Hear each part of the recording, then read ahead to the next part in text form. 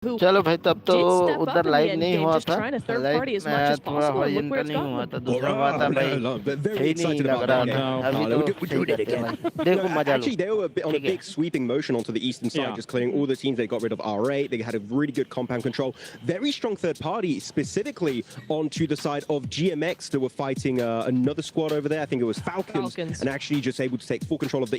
Unfortunately, it wasn't enough to get the chicken dinner, but it was enough to be the top team in terms of points overall. So Horror really starting to play a lot more aggressive, which normally in CSA they're quite a bit more passive, but here they've really woken up and know that if they want to make it in the top 8, they need to get elimination points on board. Definitely come alive in the survival stage, right? अभी I mean, देखो there भाई were सही कर moments in दिया the group अभी stage that I don't think we जो should जो really देख रहे हो discredit too much अभी here, but लाइक for ठोक के जाना survival, जरूर looking से brilliant जरूर here, Neptura. बहुत And जरूरी है considering the लाइक position करना that they were subscribe coming in करना from, considering everything, So, all the components do of this like and game, I think it subscribe. lined up really nicely. It did Subscribe land really button. Thank you nicely, for and I think it's been subscribe, really interesting to see how they adapt to the more global lobby, because you're right, we've seen something kind of very different from them in CSA, but to come into global and not so much control with that more passive just zone control that we're so used to seeing, it is actually controlling with those third parties, which isn't full aggression, it's not a full confrontation 4v4 fight.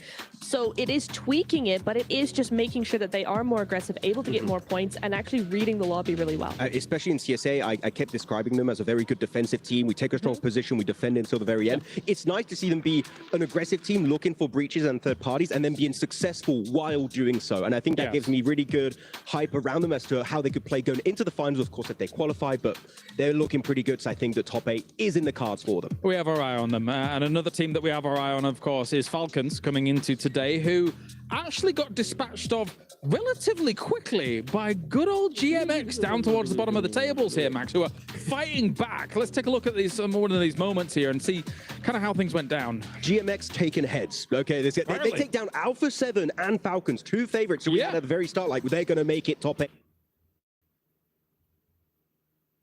Pretty easily, but no, GMX fight they took was against none other than Alpha 7. Alpha 7, by the way, did not have a bad game here because actually you had a really good rotate. They go from their 2-2 split, regroup on this compound, but GMX, they find one knock, maybe an angle of Alpha 7 was just not fully covered. And I tell you, the speed at which they committed was mind-boggling. They fully send on the compound, all 4 players, overwhelm Alpha 7 in the matter of 10 to 15 seconds, and the squad wipe is instantaneous. GMX, if they want to do a comeback here to make it in the top 8 against teams like Alpha 7, they got to keep this going the entire day, and maybe top 8 could be possible for them. Another team I want to focus on, of course, here is Fireflux. They've done amazingly here in the survival stage, but just slipping a little bit here in the final moments, Neptura. Yeah, I think we thought they were going to win. You were like, yeah, they're Fireflux, they're going to win.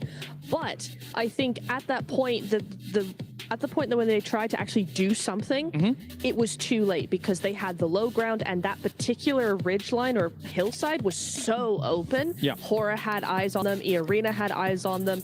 It would have been much better if they had maybe one zone before, at least just like 30 seconds before, right before the zone closes.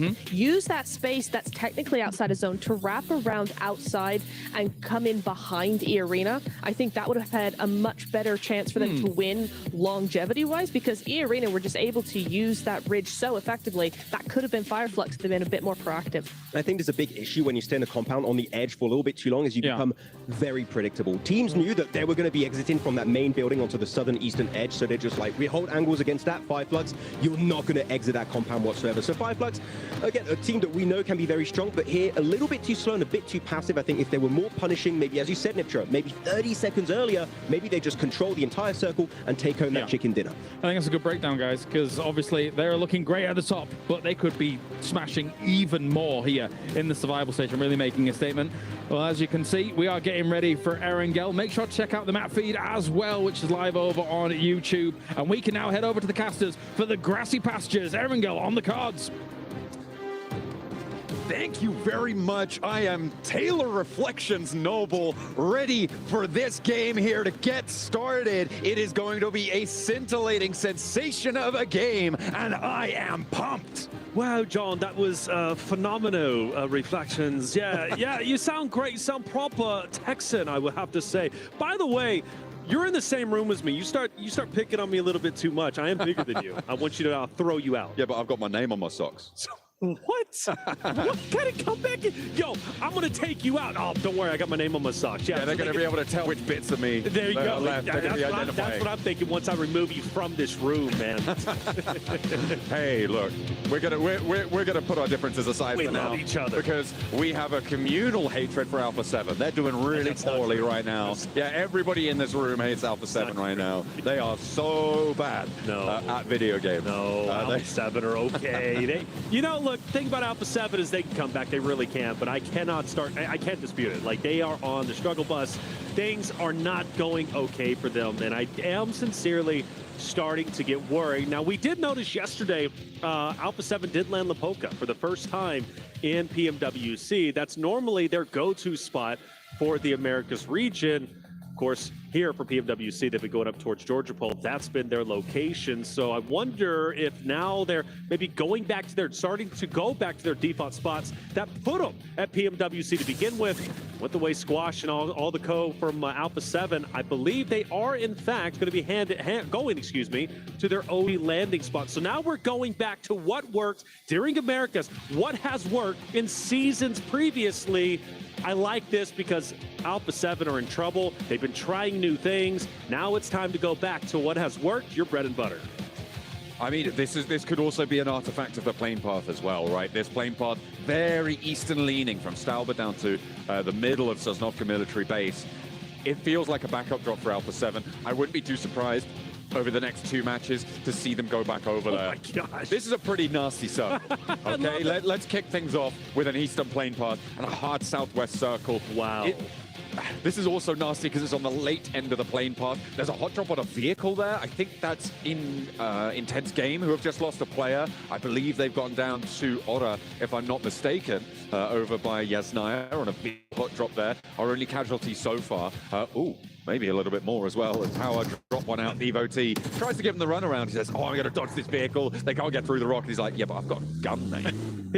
He's got a gun, and well, the gun wins over the night. Power, one of the top slaying teams when it comes to Erangel, at least historically here for our survival stage, elimination-wise, averaging, 7 or a little over 7. They start off with an elim early on. Good for them. Everybody's going to quickly try and rotate over. There's so much water in the current stage 1 that you have to get some real estate as much as you can on mainland. And I love that Falcons Kinentrope are taking early priority. Let's not forget Kinentrope, a team that is looking to work their way up in the top 8. Fully eliminated early on in the initial fight against Jaegon Galacticus on Sandhawk Map 1. So they are desperately needing a solid game 2 and onwards. But for Falcons, if they can get center zone, maybe even get on that shoreline, they could have a wonderful game here. We'll have to wait and see. I mean, it is a pretty dramatic circle in terms of landmass, but what it doesn't do is necessarily put a massive hurry up, because it's on the mainland. These rotational paths will be known, and generally teams will be comfortable getting into this area of the map, right? It's not too different from if it was just a little bit further north and it didn't have as much water on the south edge. The difficulty will start to come on through in towards stage 2, stage 3, after these first rotational plays have been made and moving on through that way. With 2 players going down so far on a hard east plane path, not necessarily unexpected, but the thing I'm looking at right now is Otter and Influence Rage and Yasnaya Pollyanna. Yeah, they're very, very close to each other. That fight most likely going down. Again, an important one to say the least. For Ora, they are towards the top end of the standings. They naturally want to continue to separate themselves, not only for the money, but also for a guaranteed spot in the finals on our next stage. But for Influence Rage's perspective, I mean, truly at the moment, the crown jewel for Brazil, the crown jewel for the Americas region to break at the top 8 and represent Americas in the finals. If it's not for Influence Rage, it's not going to be an intense game. They're a little bit too far down. Alpha 7, so many question marks on them. So Influence Rage winning a fight against Ora here could be massive and bumping them up the standings. The question is, do either team want to engage? Not at all. Right? It looks like they dropped close and looted away from one another. And in general, I would imagine that is what is on their minds right now. Meanwhile, over on the rest of the map, it's Rectum Kaya crossing the Gatka Fields Falcons, they've sent a scout out ahead, but Regnum Kai could potentially pinch that away and cut off that supply line behind. It looks like Falcons are on a 2-2 right now, I think. It could be a 3-1, I'm not entirely sure on our map feed, but either way, Regnum Kai seem to be descending on that forward position for the Falcons, and that could be nasty, depending on how fast the Falcons can regroup. Yep. They are about 500 meters out for getting fully on the regroup, but Ralph goes down, and Regnum Kai wastes no time. That's right, Regnum Kai is starting to get active. I believe it was a 2-2 split. It was Koa with Redux who were on the advanced position, and well, now he's got Narvalo and Co starting to move through, and Wild is most likely going to be shot at relatively soon, you would have to think. For Falcons' perspective, losing one hurts, though. They were not wanting that, but that's kind of reminiscent of what they've been doing. Falcons love sending a scout player up ahead. Sometimes it burns them, sometimes it works out well. How have AXTMG made their way along this coastline? They've rotated through now 3 teams, and it seems like people are just like, yeah, no, that's fine.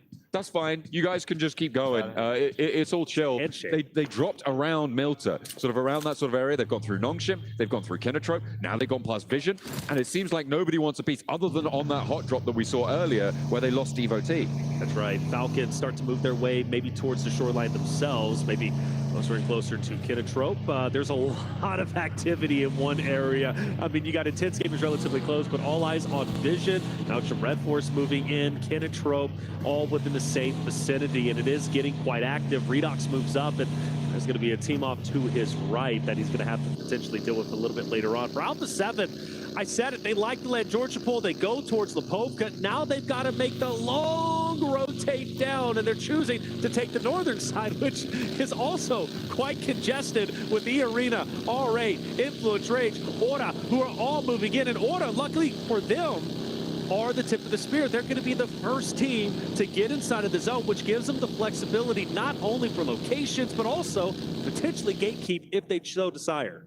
This is a really ridiculous number of teams actually going for this north side rotate, right? I mean, you know the plane pass was deep on that eastern side, sure, but the fact that there's so few teams coming through from Mansion, past School, past Pachinki, is going to change things up. I wonder if anyone's going to draw short and try and camp one of those bridges on the way, farm a couple of points. If I'm R8, I'm thinking about it. Looks like maybe they're going to hop out and slow Alpha 7 down. Rebel just about gets away with it for now. Will they unleash more, or are they going to have to try and turnbull and do the fights? He slows down. This could be really dangerous here. No. Takes one. The vehicle's smoking. He's low out in the open field here. This is really dangerous for the Rebel. He needs to be really careful. We're zoomed in over his shoulder. You can see he's keeping it cool.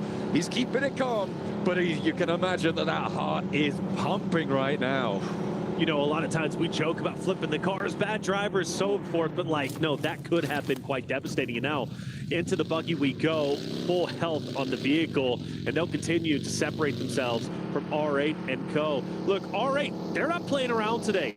They're going to take down Alpha 7 as soon as they can. And let's not forget, for Alpha 7, the pressure is truly on their shoulders, not only in the arena, but also for their region. For them going back-to-back, they cannot continue to fumble the bag and make mistakes. That crown-embellished key is teetering on the edge of the crusher right now. For Alpha 7, they are desperate to get points at this juncture. 8th place is a real distance for them right now. They sit on 27. 8th place with Yangon Galacticos right now is 43. We're expecting it to be pushing up towards 70 at the end of the day. And we'll see if they are able to try and clamber their way on through, but that hope is dwindling fast.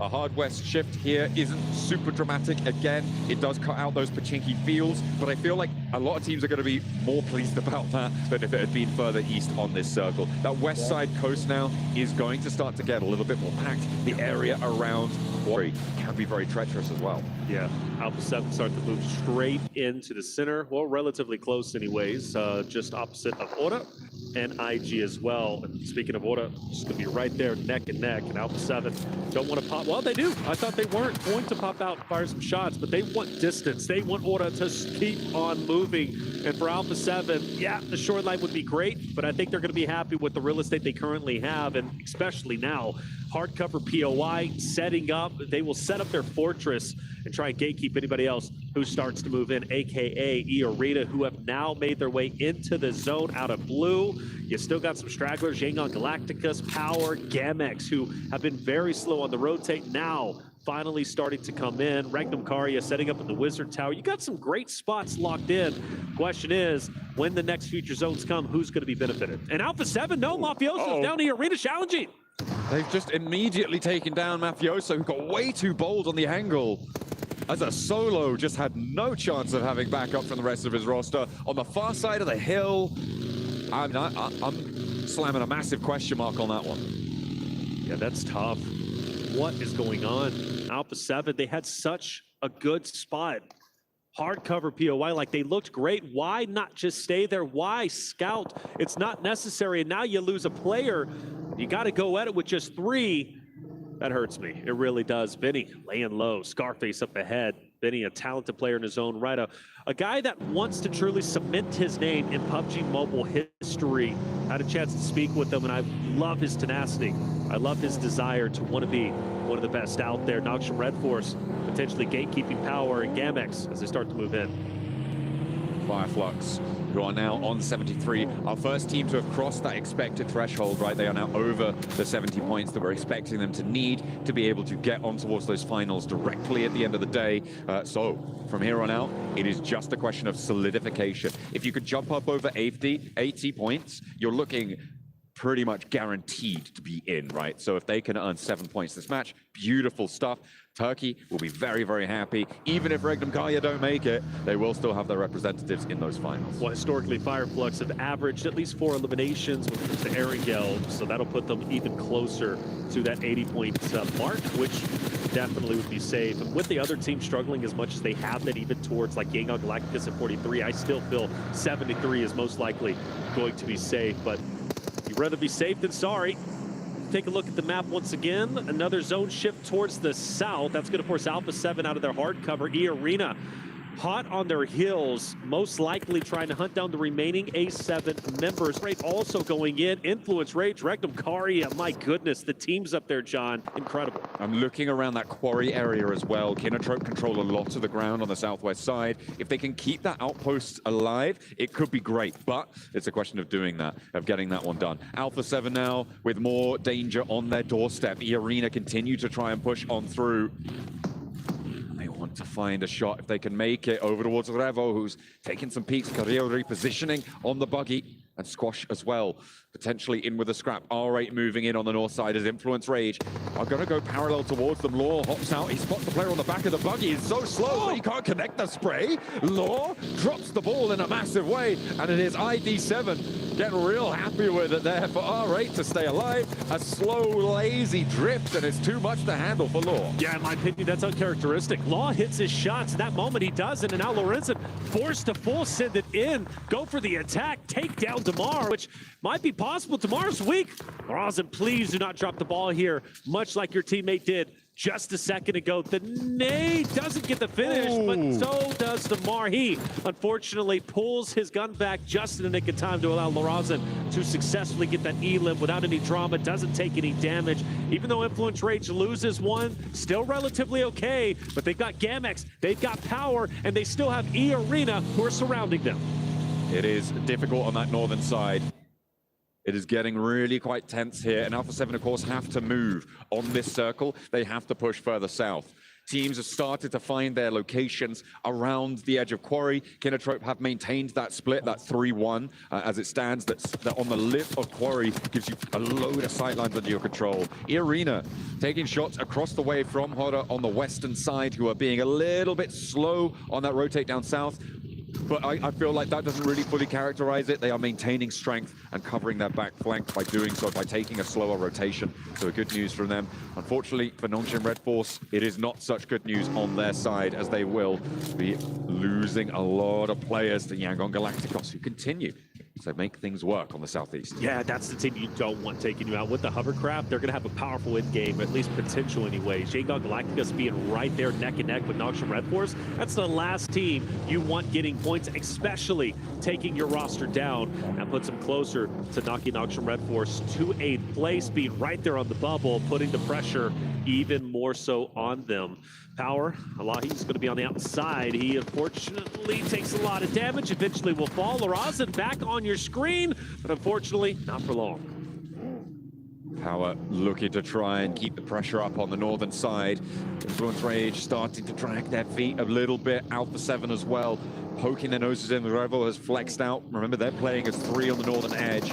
Yet to have an impact here. Carrillo gets spotted over on that north side as well. But Diego tries to push out of the blue zone. They've got Medan waiting in the way, in the wings, but the blue zone has too much pressure on them. Sure, they get the knock, but it's traded off, and Power still have a little bit more to do. Unfortunately, Lil Boy pushes them back off the angle and makes their life a little bit harder.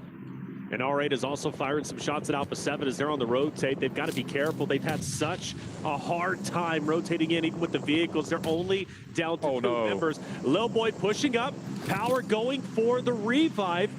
And Lil Boy is a talented member. He doesn't lose these fights. This 1v2 could very well go his way. Easy. Doesn't have time to pop the med kit. Ragnar takes him down, and like you said, huge. Power wins a successful engagement. They're already top 3, and now they got 2 members to work with. But from one struggle to another, Alpha 7 are pinned down. This is the last player alive now. It's just Rebel now on the lip of that quarry position out to the west, and they go down again. A 1-point game, 2 games in a row. It is looking dire now with 4 matches left to play. They're going to need to earn at least 15 points every single match from this point onwards to be in with a chance of qualifying in 8th place. This is a team that people were talking about with a chance to win the whole thing. And you have to look at how it started for them, right? Landing at their default location. Okay, great. But then they do not get blessed by zone. They take the long rotate up north, which isn't uncharacteristic from what they were doing during the Americas. But you had that solo who just randomly goes off on his own. He gets picked apart. Now Alpha 7 is down to 3. Then you have another player who starts to rotate out, scan the horizons, he gets taken down, and then all of a sudden now you're getting pinned up by 4 stacks, and you just get taken out. I mean, Alpha 7, continually, something is going wrong. I'm super worried for them. I'm ringing the alarm bells. I think they are sincerely in trouble. But there's plenty of rosters still remaining who are not only on the bubble, but also trying to maintain their position in top 8. Love where AXTMG are currently at. Infinite line of sights, a power spot to be in. And luckily for them, there's no one around them, but everybody is in front of them, so they can continue to pepper anybody that they see. Falcons, they managed to send through to the southwest side at the cost of one of their players. Now they're under pressure, but Narvalo gets found out in the open, unaware of the team right next door to them, and will just lose another. So 2 players survive for the Falcons, playing on with Redox and Koa. They lost Ralph early on. Now Narvalo next to follow them. And for Hoda on that southwestern side, they're going to have to try and play on out. They have 5 points already. They are the next team right on the doorstep of getting up to that 70-point boundary. They just need 1 placement or 1 more elim, as well as Power up on 8 elims, 2 points behind that boundary on 70 points. Power only a solo though. It's going to be easy. Opposite of Kinotrope, who's just up to theirs, or up to his north, I should say.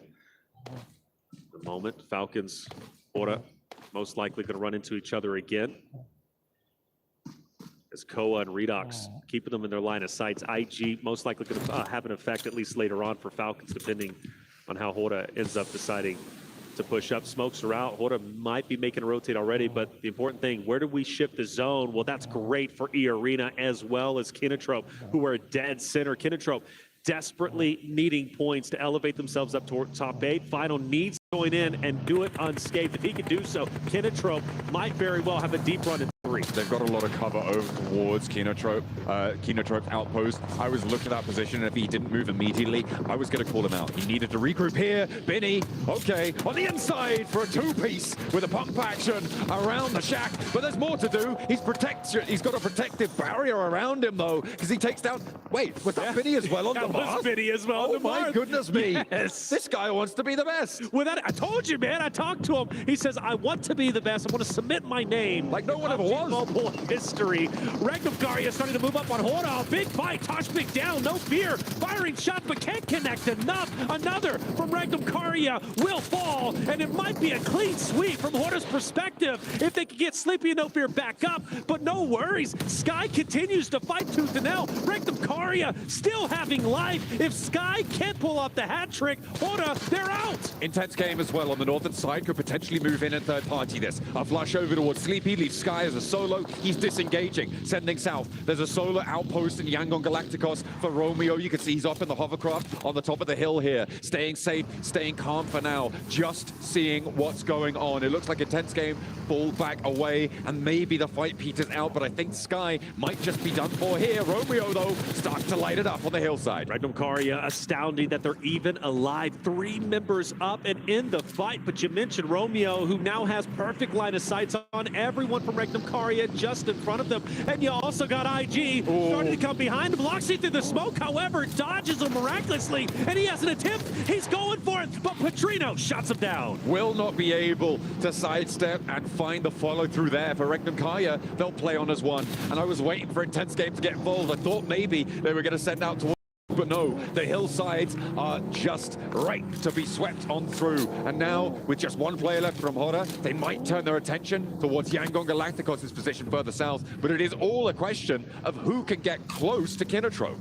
And also for Sky, what he can do as a solo. Behind that of IG, he has been spotted. But luckily for IG, they've got, oh no, they're parking the bus, which means Sky, he can have a devastating effect. Here's Benny with the 3, takes down 2, and well, Mark comes out of nowhere, and Benny says, hey, where you going, buddy? And mows him straight down. I was 100% sure that was an off angle chiming in on that fight. I thought there's no way, right? Like, I think shots were coming in, and he finished them off. He's got to chill out a little bit, but no. He was like 1, 2, 3. He only needed those 3 shells, and he racked up 3 points. That was really impressive from Binny to be able to connect those shots, especially on the moving buggy, under pressure from the high ground as well, out in the shack. And it's rightly so that they're up in now 5th place with those 4 points under their belt, and maybe more to come. However, for Vision, they've got a choice to make, and it may be that they send for the shack that Binny sits inside of. See what the shift is. Honestly, if I'm Sky at the moment, I'm just full sending an IG. Like, I'm trying to do as much damage as possible. And the only reason why is Hora is a bit different, being in 2nd place, already at 70 points. Sky can afford to do this, and I believe they rotate by him, and Sky does manage to fight it out, and he's firing shots. He's connecting a bit. Petrino fell. However, IG managed to recover, and they'll still be a 3-man unit to push deeper into the zone. For Romeo on the hovercraft, he's still scouting the surroundings, seeing what's out there. That hovercraft, maintaining it, so valuable for the end. But with the zone ship, Kinotrope, once again, still in a powerful spot. My eyes, once again, all to them. A big game here would elevate them up the standings. They're at 22 points. Breaking in the top 8 is very doable, and they can honestly get very close with a win in Game 2. Really good information gathering there from Vision. They saw Intense Game leaving from that location, which opens up the position now that Marcelo and Nawaf have moved into. Before Intense Game and all the teams on the western side move, you cannot play the western side of the quarry like this, but as soon as they see that maneuver happen, they are in there. And that is a really smart rotation coming through from Vision. I like to see it. We'll see if they can go further. Romeo taking a little bit of damage. Rafa also shooting the hovercraft to get it relatively low in health. I thought it was on fire, but I can't fully tell from that angle. Adrian with the off angle. Renat, though, sees it. Ready to take him out. If he so's desire, unless he didn't see it, it goes right straight into Adrian, who takes over a little bit of the high ground that he possibly can, and the push is in. Adrian made out. Papa has also joined, and we have a tense game. Absolutely, they're fully committing to the Yangon Galacticos fight, and that nade looks good. Just about dodging the damage around the cliff. On the edge there, the rocks protect him for the time being. Adrian is low now, though. More nades getting sent back and forth. That is just a tickle, but across the way, Fireflux can really start to get involved now. They just need to step a little bit closer, and they have full sight lines on towards Yangon Galacticos. You can see Solus wants to get a little bit more done, but across the way, you've got Kinotrope to worry about. This open ground around Kinotrope is just so deadly, and no team has really been able to do too much about it. It may have just been handed to Kinotrope on these circle shifts. Well, the hovercraft has been blown up, and Romeo can still use this coverage, and he's putting in great work, peppering the members of IG just up ahead. No one's going to be able to penetrate it. No one's going to be able to shoot Romeo in his current spot. So IG, that's one less member they're unfortunately not going to be able to fire upon. For Rafa and Adrian starting to run on fumes. They can't go anywhere. They need to get up. They need to get out of blue, but there's only open space. Yeah, the buggy is one thing, but you know you're going to get gunned down. I think this is the end for IG. Rafa going down there, and they are going to commit for the flush, confirming that point for Yangon Galacticos. But into the zone, Adrian sending, may be able to find a little nook and cranny to hide behind. Actually has Easy now as a buffer between him and Yangon Galacticos, and could survive for just a bit longer. Fireflux also in front of Yangon Galacticos. I feel like they have had to fight tooth and nail at every point on their rotation. But honestly, not a bad thing. They haven't been wiped yet. They're also on the bubble. This is great for them. If they can pull off team wipe after team wipe, those are valuable points to continue their way up in the top 8. But I am a little bit worried where Adrian is currently at. Now he's got a great line of sight on the Yangon Galacticos, who's going to be just ahead of him. Meanwhile, Benny also up ahead. I can't wait to see what he's going to be able to do as a solo. But Vision desperately trying to get it off angle, maybe a knock onto Kinotrope. They want that high ground. They want that location because they understand how important it's going to be. Kinotrope again just been decimating these teams around them. Unfortunately, they haven't earned too many points for it. So this is the question that you have to ask towards Kinotrope. What sort of value can they extract from this location? Because they have been nigh on unassailable in this spot for so long. But with 25 minutes on the clock, those remaining player counts are going to start to drop. Yeah, I think they're going to about to pick up at least 4 or 5, depending on what Marcelo does from Team Vision. They've been slowly making their way up. That drop on Tamra is going to hurt, however. And you mentioned the value. I thought they were going to pick up plenty of elims, but now they're getting picked apart. And you also have E-Arena, who might choose to dip their toe in this fight as well for the third party. But you also got Yangon Galacticos desperately trying to move forward, and Team Vision focused fully on them. Where's the buggy going, though? That was a bit of a risky play. Yangon Galactica have been mowing players out of buggies, out of vehicles, but luckily reposition ends up paying off. They are going to keep things together. I feel like Team Vision have been playing this one really well. They held that push from behind against AXTMG. They open up with a pick towards Kinotrope, which does take them out of the power play quite a little bit. Finally, Binny does go down. He did do a lot of damage, though, during that match. Ladders up to 7th place, and a credit to him. Credit to his team as well. This is the last player from Intense Game who's managed to sneak their way in. It's on to Team Vision, really, to make a move here, and onto Yangon Galacticos as well. But they're staring each other down across this valley. Yangon Galacticos are pinned up. I don't foresee them getting out of this spot. Whether it's the last remaining member of IG with Adrian, maybe Fireflux off to the left. You got Vision firing shots onto him. Kinotrope are also throwing their hat in the ring. It would be a miracle if Smile and Mernat can move up, but that's going to be a great knock, but it's only going to do at least so much. As remaining members should be finished. Great for Plur, but Plur falls. And Vision, where do they go? Do they want to continue to pin Yangon Galacticos or move up? Well, they're moving up. They want to capitalize off the knock and the full finish. They can do both as well if they could do that fast enough, which they do. They're able to find that. Adrian down the hill. They know that Yangon Galacticos are very unlikely to poke their heads in now. With just one player remaining, it's too much of a risk. The nade downhill, he opts in the buggy, but it's actually the backlines there coming on through. No, hang on a minute. It was the spray down onto the player hopping in there, and they will find the last player. Fireflux flexing out. It feels like this should be another Fireflux win as they start to extend their control from the eastern side. E-Arena trying to push up from Quarry, but you could see what Scarface could do to them. There is very few worlds in which they successfully make their way up to the top of this. Oh, but that nade hurt a little bit. I don't know, maybe a couple more of those. You take Scarface out, that opens up the door to continue your progression up the hill. But I don't think so. Madcap also looking down. Fireflux in such a great spot, but I mean, let's not kid ourselves. This area is so highly contested, and Nawaf, he's pushing up along with Alone, and this is going to be a great angle onto the Fireflux team as they start to take damage. You still got Joker also from E-Arena pushing up. This is going to be a mad dash for control on the top of the hill, and you got 3 rosters all butting heads. Kinotrope are starting to fade here now. Last player for them to stand. Vision's playing on us 2. E-Arena is 3 who have been trying to fight their way in here. Scarface gets rezzed for Fireflux. That is going to be really, really important. However, in order to get that res, they've had to move Solars all the way to the back of their hold. They've lost a bit of pressure, and teams from the western side can start to move. And that's what's given E-Arena this momentum, this ability to get as close as they have. Mormon now with an opportunity, maybe to mantle here, but he pops that Molotov up on high, and they aren't quite going to find it just yet. In the meantime, Yangon Galacticos lose their last. Oh, they see him. I think think they're wanting to go for the challenge onto Mormon. They don't want to overexpose themselves. You got to find a fine balance here. Too aggressive in terms of recklessness. But if you do it just right, you can dismantle a roster. Vision onto Kinotrope. You mentioned the solo, and Kinotrope ends up falling. And now things start to get serious. It is all up to if Fireflux can hold the hill on the top here, with Soulless going down again to that nade. E-Arena are starting to put more pressure on, and it's going to be Madcap to fall next for Fireflux. Never Alone tries to go for the low road and catches him out on it. Looks for the shot, but Nawaf with a 1-2 punch up on high. As Soulless gets flushed, it's a pincer maneuver onto Fireflux, and there, left down to 2. Catch now down, and E-Arena may have just been able to mount the impossible assault towards the top of the ridgeline on Quarry. But we've seen solos provide a dominating effort for Scarface.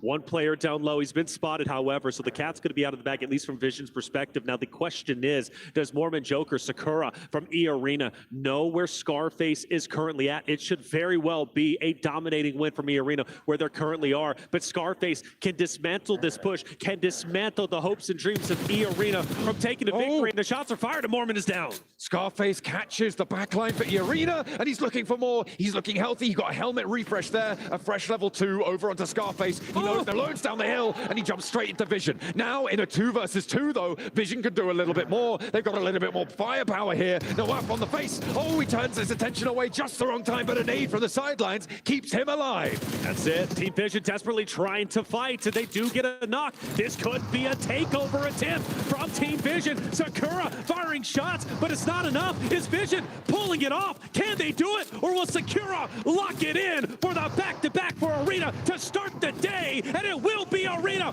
back-to-back victories on the day. They look as if they are poised to go to grand finals, and they won it. Last time around, they went out a little bit quietly towards the end for the chicken dinner. This time, it was bombastic from E-Arena. They held their nerve. They moved up those tiered positions on Quarry. It is so uncommon to see a team win from inside the Quarry. Fireflux dropped the ball in a big way from that eastern side. It felt like Kinotrope as well could have done a lot more in that situation, but a massive credit to E-Arena. This is a display of skill that you do not often see. I've become a bigger and bigger fan watching them play throughout the group stage and into the survival stage. The way they hold on to a power position is impressive and truly phenomenal. E-Arena, a team that I very well think going into the finals, once they make it, can make a huge impact, potentially take this entire thing. Don't point the camera at these guys. Oh, come on, a little shrug from Alpha 7 to close us down for the second match of the day. Our first Erangel is out of the way. It was E-Arena to take a big chicken dinner. Fairly low elim count, but still important where it matters. We'll head to a break. We'll be right back with match number 3 of today.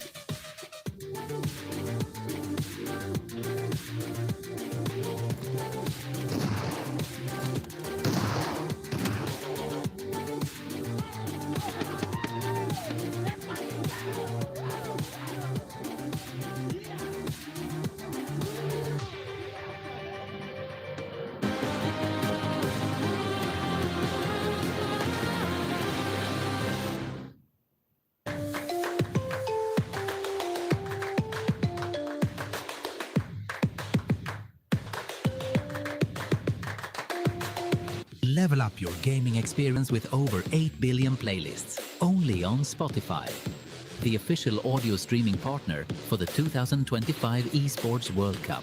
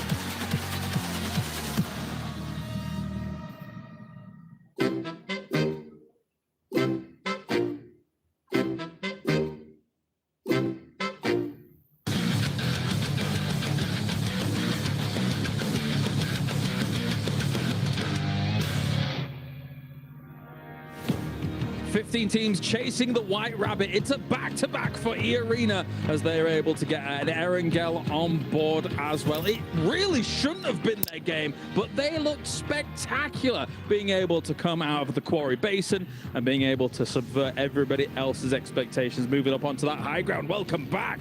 Whoa, back-to-back for E-Arena. Max, man, this is them doing the business. Oh yeah, the White Rabbit in the hole of Quarry, getting out and digging out a chicken dinner. He loves it. Done. He loves that one. No, great to see a back-to-back again. We looked at the SEA teams. 2 teams already qualified. We have Team Secret, we have Ultra Ego. 1 team was missing, and it is going to be E-Arena that pretty much they're in, right? After 2 wins like that, you're looking very comfortable in the top 8. So now they can maybe start targeting other teams that we theorized could be a thing later on down the line. What do you think about E-Arena's win here? I'm astounded that they won when their landing spot is Stalber. I almost said dropped up Severny there. Yeah, that was It's mad. Stalber, and then wrap around north side with everybody else who decided to go up there, come down around to the outside of Quarry and just win from there. I mean, it's not often you see a team that's that far away from the initial zone actually take it and win.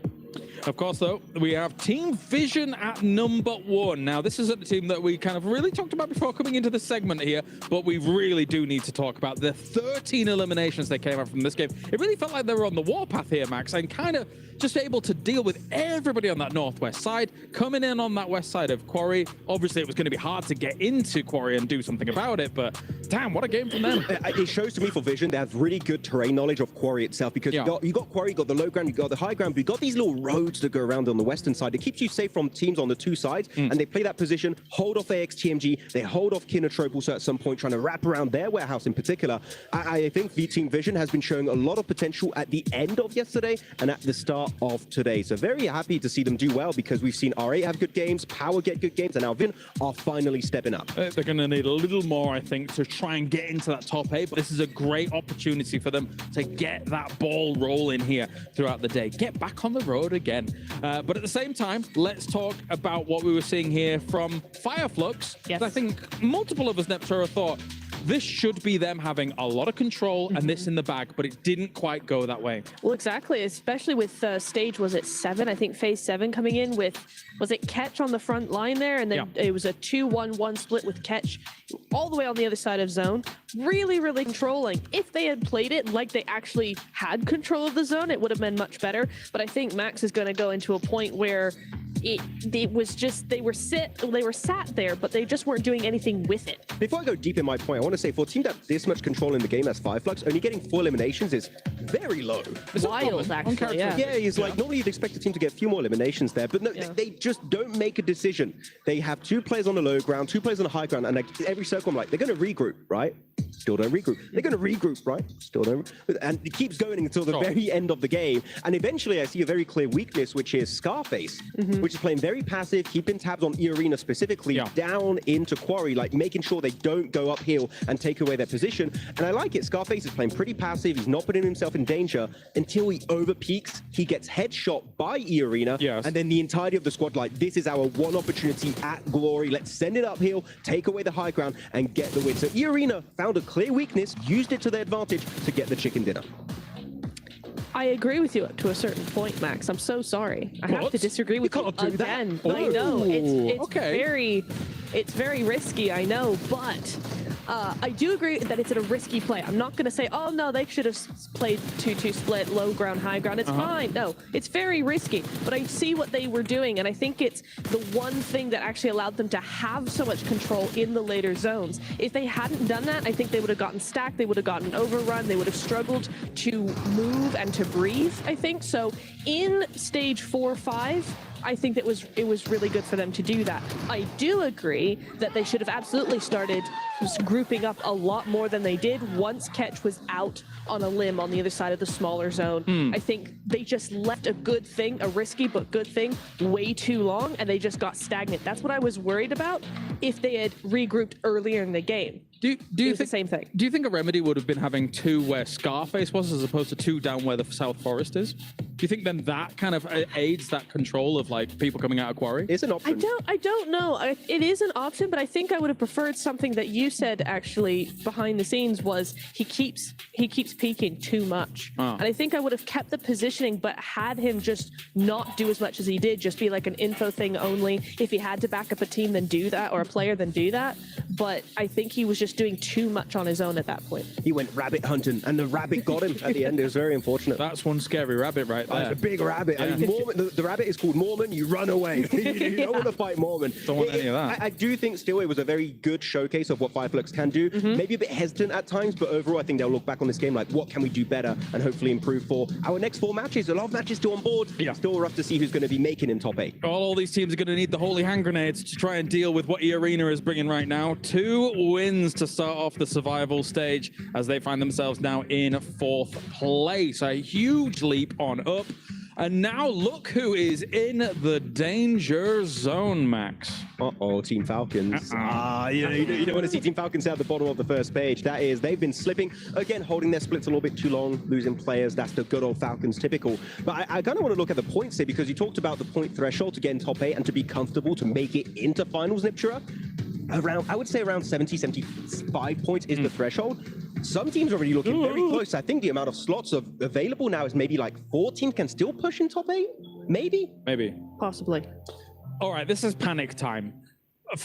Alpha 7 is 4th from the bottom. This is panic time. They have to do something if they want even a chance to defend themselves here. But of course, you guys at home can get involved with everything that's going on as well with the PUBG Mobile Air Carnival. Drop Carnival and it's now live here this weekend from August 1st to the 3rd. Log in to summon your surprise airdrops and collect 2025 airdrop vouchers to enter prize draws for official merchandise, smartphones, BD Partner Awards, permanent in-game items, and more. Every participant is guaranteed to win. Additionally, jump in the game now to vote for your favorite airdrop partner. Again, not Max. You might even, don't say anything, Max, no. You might even score some awesome surprise gifts from them. Don't miss out on this year's airdrop carnival and unbox your surprise. Well, thank you very much, guys. Thank you to you, Max, I suppose. It is time to head over to the commentary team here to bring you all of the action from another Erangel. Let's get it going. Yeah. Game number 3 for the day. The first 2 games dominated by E-Arena as they elevate themselves up into the top 3 position. Who knows how high they continue to go. But game 3 being back on Erangel, the home turf for E-Arena. I've got to favor them, but it was said on the desk, John, look, we got to get serious. Alpha 7, game 3, only 4 more games to go for them. Man, oh man, I start to think to myself, will we truly see Alpha 7 in the finals? No. Come on, be dramatic. I mean, be dramatic. Look, when they're dramatic, I'll be dramatic, all right? Because they have not been bringing the drama today. They have been lackluster. They have been falling at every hurdle that's presented to them. It's not good, right? There is some discord between the ranks of Alpha 7. And I mean, they're not talking. It doesn't look like they're actively repairing this one here. I mean, what can you do? It has got to feel so demoralizing to be in this situation for Alpha 7, to be in the spot where you are the defending champions, where you are hailed as some of the best players in the world, one of the best teams in the world, and here you are, having just now performed, I think, what is it, like 4 games in a row, getting a maximum of a point a game when you count yesterday's as well. Well, the reality is they're the ones who control their destiny. They're the ones who can turn the tides of their luck. Now, do they have it within them to do so? You look at their faces and you think, maybe it's determination, maybe it's nerves. It's hard to tell. But for Alpha 7 and other fighters, they're going to continue to fight until the very end, especially that man right there. He jumped at us, by the way, during one of the segments at the beginning. Scary guy, but also a lovely guy at the same time. But whenever it does come to Fireflux, they have outperformed themselves by group play in the survival stage. They surpassed the threshold. They're now at 83, well within their right to go into the finals. And I must say, man, from Fireflux's perspective, it's been a pleasure watching them, and it's also been great watching E-Arena again as I become a bigger and bigger fan throughout the group stages and the survival stage. When they have a power position, they refuse to let it go.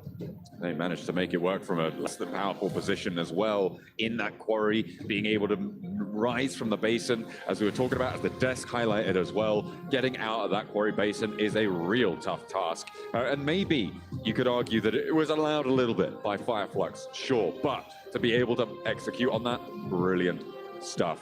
Noxian Red Force have been a little bit quiet at the start of today as well. They do have a little bit more of a buffer zone than some of our other teams. Oh, beg your pardon, than some of our other teams, however. So they can keep things going. Power, they've been putting up numbers as we're just drafting across these players right now, getting this lobby ready. Alhaji, what's Oh, look, big love. Big love. Big love. What a mustache. love. What a mustache. What a mustache. What a guy. What a team. Power, man. Power Esports have been on fire up there within the top 5. Another roster that is looking to make a huge impact when it comes to the finals, of course, if they make it. It's a come here. I don't know if I want to, though. You'll want to watch this one. Things get a little, okay, we're showing it. Where are we going? They're going to Gatka. They're calling it out. They're calling their shot. They love it. They've already pinged it. It's marked on the map there. Bringing up that plane path as well. We get a sneak peek at the plane path. We definitely That's coming do. from what? Over from George down to the west side of Military Island. And that's going to be a fun one. Gatka. So maybe all eyes on that. You think they get hot dropped? I don't know. I doubt it. But I will say this, man. It's going to be a fun one.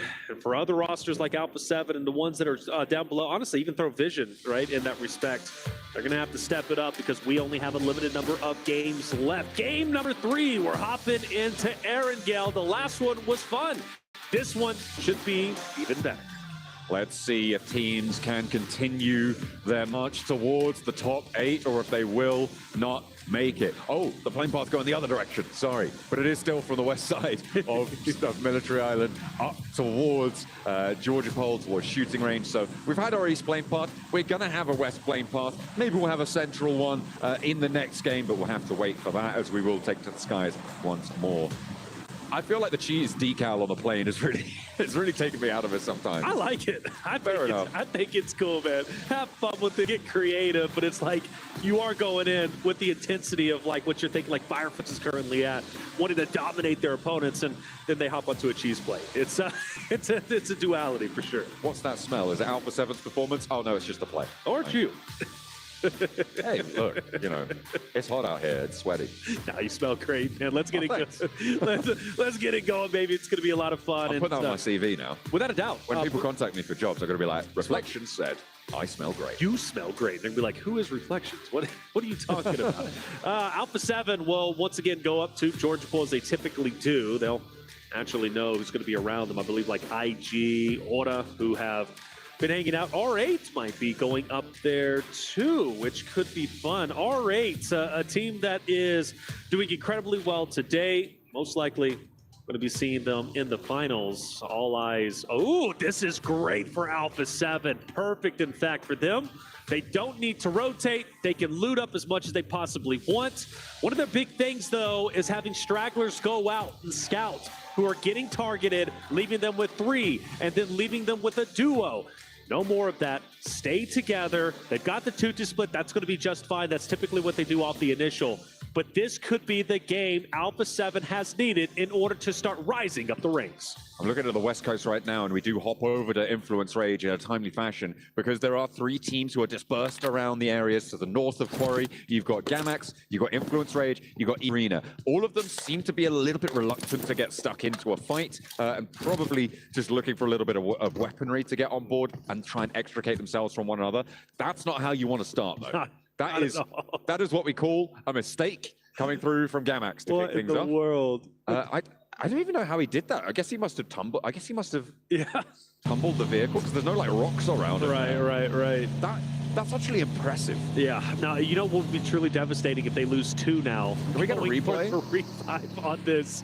They should be just fine, but that is definitely a bit of a stumble. Gamex has been struggling all the way towards the bottom, obviously, and well, Lil Boy and Influence Rage do start to go and travel up the road, so the revive needs to happen kind of quickly. I don't know, Gamex might be in a little bit of trouble. Oh, we are going to get a replay. He was already super low, and that tiny little ditch knocked him. Oh, that's so sad. It is, and Influence Rage is heading potentially straight into, no, they're going to veer off to the left. So good on them. They'll get back up. They'll be a 4-man unit once again, but that could have been bad for sure. Thanks to production for getting that replay. Without a for me, doubt. by the way. Without a doubt. Big shout out to those guys. They've been pulling shifts behind the scenes out here. We've been loving every second of working with them, and we'll be glad to see the rest of the week out with them too. Unfortunately, not all of our teams are going to be seeing the rest of the week out with them, and we are on board with the team on the bubble right now in 8th place. Falcons, 50 points as it stands after 8 matches completed. Yeah, which is tough to see.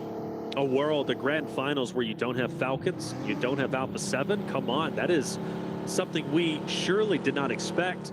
Falcons roster much hyped up coming into this event. They picked up a good one, and now they might not even make it to the final day. So they've got to step it up without question. They're going to be over towards the right outer edge of the next stage. Moving in, Noxious Red Force most likely coming up behind them too.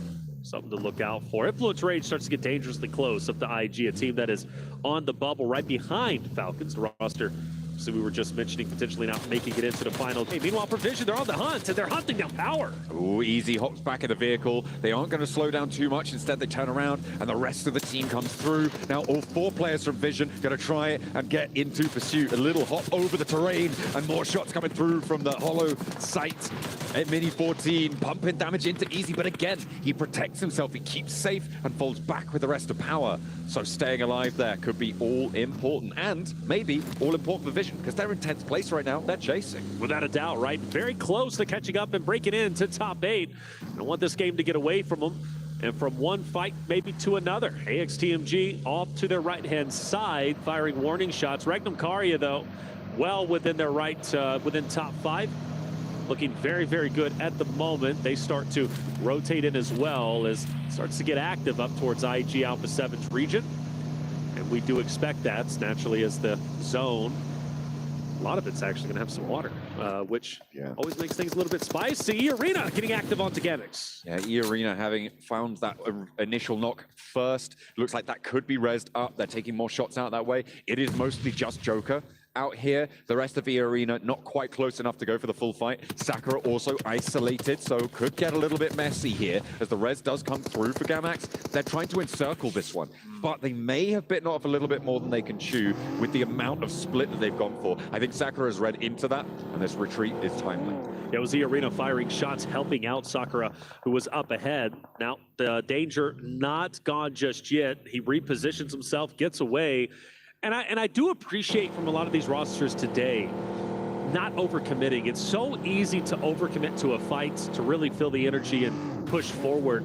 Teams aren't scared to disengage, and I think that's going to be very valuable going into the final stages. Sometimes disengaging and not fighting the fight is the best course of action. And for E-Arena, they decide to do just that because Sakura, even though he was in a 1v1, he did have help from a distance. Once it became a 2v1, he read the situation correctly and decided to dip out. Gamix going to hold on to the shoreline as much as they possibly can. E-Arena, though, continues to kind of encircle them and tramp them, and I do wonder if Gamix is truly going to be able to make their way down the shoreline, or if they're going to have to go south and maybe towards Quarry and reposition. They will be able to survive for just a little bit longer. The question is, how long do you spend doing this, right? Because all this while, teams are getting closer to Everest, to Hospital, to South George. They're getting ahead of the curve in terms of that rotational pace. So chasing down Gamax, I mean, is it really worth it for E-Arena right now? I'm not sure if it's the wisest investment of time.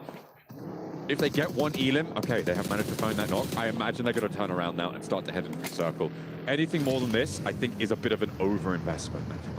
They might just try and prove me wrong. You know, I think it's just a matter of respect. I mean, Gamix, let's face it, they've been getting pushed. When teams see them, they push into Gamix. They take advantage of the situation. Focus now onto Kinetro. Finale is down, unfortunately. Plur has to be the gatekeeper now to try and protect his position. But Scarface is coming up from the backhand side. Ketch tried to do exactly that too, but he gets taken down. Fireflux with the recovery should get the pickup, but Scarface, I believe, is going to be the linchpin if I'm not mistaken. could be important here. Matcap has to go in for the res over towards Ketch, but the off angle, Ozzy clocks him again, and that's going to force another player from Fireflux to have to respond to this. Stage 1, reses are possible, but Ozzy has been so important for Kinotrope in making this one work. By the way, this Gamax E-Arena fight could crash into this engagement. Remember, they are still going over towards the south side of Quarry. It's getting a little bit nuts. As well as Yangon Galacticos, who are on the other side of the bridge, they're gearing up to try and make a crossing themselves. Looks like Fireflux still trying to get the reses as they possibly can. Solus has made his way over to start at least one pickup. Ozzy can't get the read, can't get the vision to clean up the remaining members of Fireflux, so they do recover just a little bit. Remember, this fight so impactful for Kinotrope to work their way up, and they now have to do it as a duo, which is never easy. Ozzy's on potential disengagement, or at least for sure a reposition. Now the question is, will Fireflux fire on his position? Yes, they will. Ozzy's on just a matter of health. Fireflux get the finish, and now they're down to 1. Oh, looking for Ozzy taking care of that off angle. Really good news for them. Fireflux trying to piece themselves back together here. Looks like they may be able to do just that, but what can Yangon Galacticos do about it? A nade for Matcap launched on over. That should be good. No, he's caught running away, and instead it's the bullets to finish him off. Now, Fireflux, can they disengage? Can they get back to this one? Ketch needs to get a heal off. You imagine that he's got the time to do so, but can Yangon Galacticos push in? No, they're going east. Yeah. They're fully disengaged from this. By the way, E-Arena are now fighting in Primals with Gamax on the southwest side. This is nuts, isn't it? And Gamax just down to a solo. Mind you, the solo left was the one who got the pickup on the downed player. And you think about how Gamax started this with a downed player out of nowhere, hitting the divot with just a sliver of health. And E-Arena so punishing, looking to put Gamax into the grave very early on. The overcommitment, but I mean, for E-Arena, very healthy points, 67. They put themselves up within top 3. Yes, it is an overcommitment, but I think for them, they're fine with this. No worries whatsoever. I mean, they can play small ball PUBG Mobile, right? They can go for these small point games. You get a team wipe, that is 4 points added to your tally, and at this stage, that's enough to see you completely safe. They have now hit that 70-point threshold that we've been talking about so much in terms of where we expect that 8th place to end up. So getting up and over this early on is great news. We see a replay of the engagements, of the pickups that they were able to find. Tiny K rolling up, get that reload in. Little punch out. No. Leaves him punch drunk, and Arthur's down for the count. Well, with that clip, we can see it's a little bit personal. If not, they're having fun, but I know Gamax isn't. Gamax is definitely not. Solo still last up. I'm actually shocked. I'm floored that E-Arena is staying around this solo. Meanwhile, you do have a couple of other engagements taking place, and well, naturally for E-Arena, they finally get the finish. They go to the box, and they're all shooting the body. Why is this so personal? What storyline did we miss? I don't know, man. Go off, I guess. There's no smiles either. Like, oh, there we go. Okay, little smile. I was like, wow, they are genuinely upset. You know what is important about what E-Arena have done here? Sure, they make a decision that we can call into question, but the more important thing is that they were a West Coast team. There is currently a team on the West Coast of the next circle that would have been in a fight with E-Arena, potentially Gamax as well, that is very important. Of course, I'm talking about none other than Alpha 7. They sit on the west edge of this circle. That would have been a tested spot had it not been for E-Arena going for a position like this. Well, if Alpha 7 can get a big game here, I'm placing that blame squarely at the feet of E-Arena. That's fair. That's a great call out. And for Alpha 7, maybe singing the praises of E-Arena being totally over-aggressive on the Gamax side.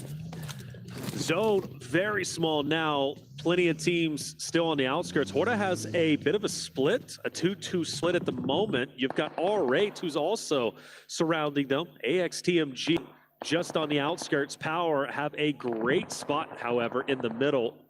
And Power already having a wonderful day, obviously coming off of at least a good finish in that game number 2. And I believe here, they are going to be the team to watch out for who might be able to make a deep run, which would be wonderful for them. They're just a little bit below that threshold, still at a very healthy spot for Power. Here we go. Look at that. You got the shot there live from Riyadh. That is Al Haji's father there. Ah, okay. Watching live from in the venue. He's locked in right now. And Power being in an important position, rightly so.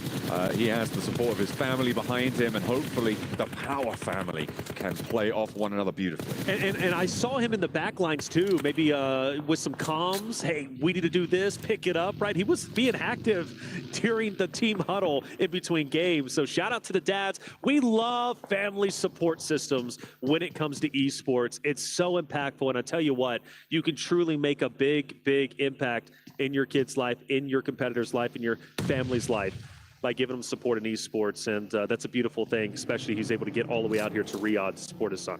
That was my dad's birthday yesterday as well. So, yeah, you know, we're all about celebrating dad. Without a doubt, without a doubt. Now, happy birthday to my dad for yesterday. Probably should have done that yesterday. Actually, but yeah. You know what? But you know what? You got it in now. Yeah. Happy birthday to Kalaris for a few days ago. Yes, yes. Coming up probably. Right. All of that. That's right. Well, he's not my dad. Of course, it's not my father. Thank you for clarifying. Just to call that one out. There you go, Claire. If you didn't know, Claris, you're not John's father. I know what he's like. Out of the bag. Yeah. Anyway. You're wild guy. I love it though. E-Arena opposite of Fireflux and a bit of a headbutt potential. I look at Catch right next to Mormon. They're side by side as they go in, and R8's not too far away either, although I do foresee them going a little bit further in. But yeah, fights off. Macap's gonna be the first one down. 30K to follow. Mormon shots out. Catch melting E-Arena, but only for a little bit. Sakura, a little matter of health as he pushes up. Fireflux still with the advantage, you'd have to assume, with the solo. And that's going to be, now R8's into the mix. So all three teams do, in fact, end up colliding. Oh, E-Arena on the rematch with Fireflux from the end of the last match get interrupted, but R8 are turned away at the door almost immediately. They try and push in, and immediately the shots ring out. Mormon rolls on forwards in the threatening presence of this hovercraft. Tries to take another player down, bipping the horn, giving it large. Prestige now to the backlines. ID with the backup, but two players now are set up to fight the Prestige, though, with a spray down onto one, is traded, and the hop out wide. Prestige now the last player alive for R8, and the hovercraft still moving around, slow and threatening. The pace is there, and they sweep them aside. Fireflux are out of there. E-Arena stay alive with 8 elims, and the rematch continues. And even though they only have a duo, they have the hovercraft, which could be critical later on. Now the question is, does another team come into the fold? Will we see Adrian with the Intense game now start the challenge onto E-Arena up ahead? Again, a very talented roster, but also can get aggressive when they want to. And there is value in pushing E-Arena in this moment. Intense game desperately need points. They need to elevate themselves up towards top 8. It's getting serious for them. Getting aggressive might be the way. But for Influence Rage, Vision now want to fight themselves. Vision have really started to suffer in this engagement. Influence Rage holding down Gatka, doing pretty well. But they have got Little Boy down on the floor here and are likely to get that one flushed away. Nothing really to do there. And in come Power. They might look to third party this. There's not too much that anyone can do about it. Playing this southeast building is going to play very well for them. You've got to imagine that the supplies are running low across the way. You can see the underarms coming on through. Al Haji cooking it, trying to chef it up perfectly. Pops it in through the doorway. Don't think that's going to connect, but he does get the bounce around the corner. Unfortunately, doesn't quite find the shot. Now, there's a little bit of time right now between these two rosters to kind of take their time. However, I believe Hora is going to come crashing in for the third party and the cleanup. That's something they need to desperately be aware of. Narvalo is also scanning the areas, but my concern is Hora coming in to this Influence Rage. Power engagement. Al Haji down, unfortunately. Diego firing blind. He doesn't know he's in front, but he just wants to get any shot he possibly can, and he will eventually fall. Law through the window. Fahim, easy, also pushing up. Easy. Nade's being put. It's going to be thrown. That's going to be a grenade. And yeah, mentioned, Hora also starting to crash in just as Power starts to get control. Law dropping the nade at his feet, trying to stop people from walking in through the doorframe uncontested. Will give himself a little bit of time here. Finds Sleepy and connects for the shot. Easy's there, and Sky goes down. Hora's crash is going abysmally wrong now, as Alpha 7 are lighting them up from across the way as well. There is no angle that's safe, but they connect onto Vidan first. And if Alpha 7 somehow comes out of this fight, even from a distance, with the victory, this could be huge for them because they control a significant portion of the map. Narvalo has been hanging out towards the northern side of this entire engagement, and therefore Falcons potentially making a play call for going to be able to do too much against them. On the inside, it is only small teams to try and go. Long nade comes through from No Fear, though, over towards Easy, and that is a little bit split from the rest of Power. Getting this cross successfully could be dangerous. The Falcons regroup in the meantime. You can see Narvalo and Redox both moving back over to the north side of those chopsticks. They're going to have to try and fight off against Regdom Kaya now. Power. I feel like I've gotten 2 or 3 lives in this fight. They've had so many downed players. They've managed to recover, and they stay a 4-man unit. If they can get Easy back up, which I have no doubt they're going to be able to do so, because Law just doesn't have the line of sight needed in order to get the cleanup on the down player. Actually, Law takes a little bit more damage himself off from Alpha 7, I do believe, if I'm not mistaken. Now, all these rosters now have to shift into the next zone, so this fight can still take its time, but eventually, Blue, it's going to start hurting. This is the benefit that Power have for having crashed onto the east side of this compound, right? It's closer to the center of the circle. You have those routes away that are going to be a little bit less contested. The difficulty is that there's not really a good space to go towards. At the moment, the compound that sits just to the west of Gatka, of the chopsticks, is going to be unoccupied. The question is, do they know that? And the second question that you need to follow that up with is, do they have the vehicles and the utility to make that crossing successfully without getting shut down? Alhaji Easy now start to push forward. They're closing the vice grip onto Law. This nade could be big. He throws it out. Law can't reposition at the moment. Alhaji, another nade, not wanting to overcommit. They don't want to get up close and personal in the CQC fight. Law has finally fallen. Now you can start to push up. Focus on Jiggle. Focus on No Fear from Hora. Influence Ranger now out of there. You know there's only one more team you have to deal with. In the vehicle there, they leave Rivo at the forward position. Power crossing the open ground now against Hora. No knock sent towards Power, and Jiggle gets taken down to half HP. Alhaji's now up to the wall with Easy following up nicely. They're up into the top floor as well. They're starting to overwhelm Hora, and there really isn't Elam's found, and they're on for more, but the rotation needs to happen fast. And just to really say how impressive that was, they had so many down players, and they take 2 teams out while keeping 4 up. But now the struggles really start to begin. Alpha 7 take advantage. They knew this fight was going down the entire time, and they are now punishing Power's rotation. But Alpha 7 isn't out of the woodworks just yet. IG might be sneaking up behind them as well. Can they ruin it for their countrymen? Intense game. Nope, they've been spotted. Nongship Red Force gonna clock silence out in the open there. Rafa forward behind the smoke, and Alpha 7 are gonna lose one as well. That is Power extracting a little bit of revenge onto Alpha 7. They have managed to get more than 1 point, so maybe they could turn things around here. Mafioso still is resible, and with 2 players from Intense game down, that is that northern side a siege, but they still need to get closer to this next zone. Alpha 7, can they recover? They've lost their down player, which honestly is pretty good. I think they would have committed to most likely trying to get Mafioso up, which would have overexposed themselves to more shots, and we could have witnessed a collapse. I'd rather them go at this as a 3-man unit than a 4-man, but still overexposed out in the open, forced to try and challenge Power. That nade will split the difference between the two, give a little bit of damage to Easy, but not much. Power can still desperately hurt Alpha 7 in this moment. Ooh, Vidan found by that nade. Korea finally connects with it. Bravo steps forwards for some information, but there's an answer. Easy again with that spray down, but more nades invested, and Alpha 7 do win the fight here. With 3 players alive, they're playing on the northwestern side. They'll have to go further, but there is a compound that sits ahead of them. Those buildings they can survive in. In the meantime, Yangon Galacticos in a really important position, playing in the neck of those 2 chopsticks, with Nongshim just over that ridgeline in the main compound further south. And by the way, just to put a cap on it, Nongshim Red Force is truly the reason why Alpha 7 is still able to play this game. If it wasn't for them applying pressure onto IG, who was coming up onto the backside of Alpha 7 would have been mowed down. I'm looking at the Falcons in that eastern chopstick. I'm looking at Regdom Kaya in that western chopstick. Both of them would love for Yangon Galacticos to get a little bit of pressure sent their way, but at the moment, there's no pressures really to be found. You can see Alpha 7, they're worried about this compound, that drop of the smoke, that's covering off the windows for the northern building, and they're going to try and move on up. They will find it unoccupied right now. They're waiting for those spray downs to come, but they're not going to happen, not from that direction anyway.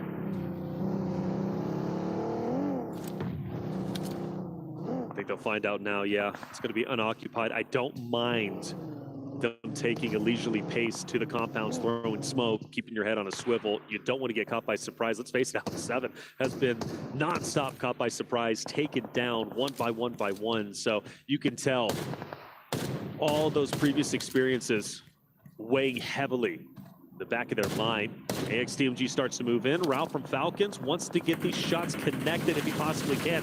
You don't want AXTMG to be where they currently are. Falcons are looking to punish them. Koa will be resible there. Navalo holding it down as well towards Yangon Galacticos. AXTMG not taking more casualties is a bit of a miracle, really, on this crossing, on this swing out to the northern side. They will be able to get these reses done as they were able to find that shot over towards Koa, which is really good news. Intense game do fall as well, and now Alpha 7 are up to 5 elims. Remember, this is all the arena's fault. Their Alpha 7 are up to the grand finals. YG up ahead. Falcons to move up. Regnum Karya still within the chopsticks. Cloud has managed to make his way up, but Falcons isn't realistic that they can even leave this spot, because as soon as they apex the top of this ravine, they're getting mowed down. It's different. Also moving in, potentially to crash into Yangon Galacticos. Falcons take advantage of this, and I think it's about to culminate into a massive square-off between 3 rosters. Yangon Galacticos will get an early down. Noxium Red Force has started to attack, and Falcons are also getting active attack. Regnum Karya also chiming in there from the opposite angle. And they catch Yangon Galacticos going for a really strange retreat there, I have to say. They didn't really have the cover to go for it, not yet, and they do manage to stay alive as 3, sure. So maybe they're just playing for placements, but at their current standing on the table, they are in 8th place. They don't want to let these games get away from them when they have a dead central position. A nice spray down from Silas connects through the smoke. That should be resible. They have got the cover to do so, but that means Regnum Karya can move into the main basin at the base of the chopsticks. Yo, I love the aggression from Silas.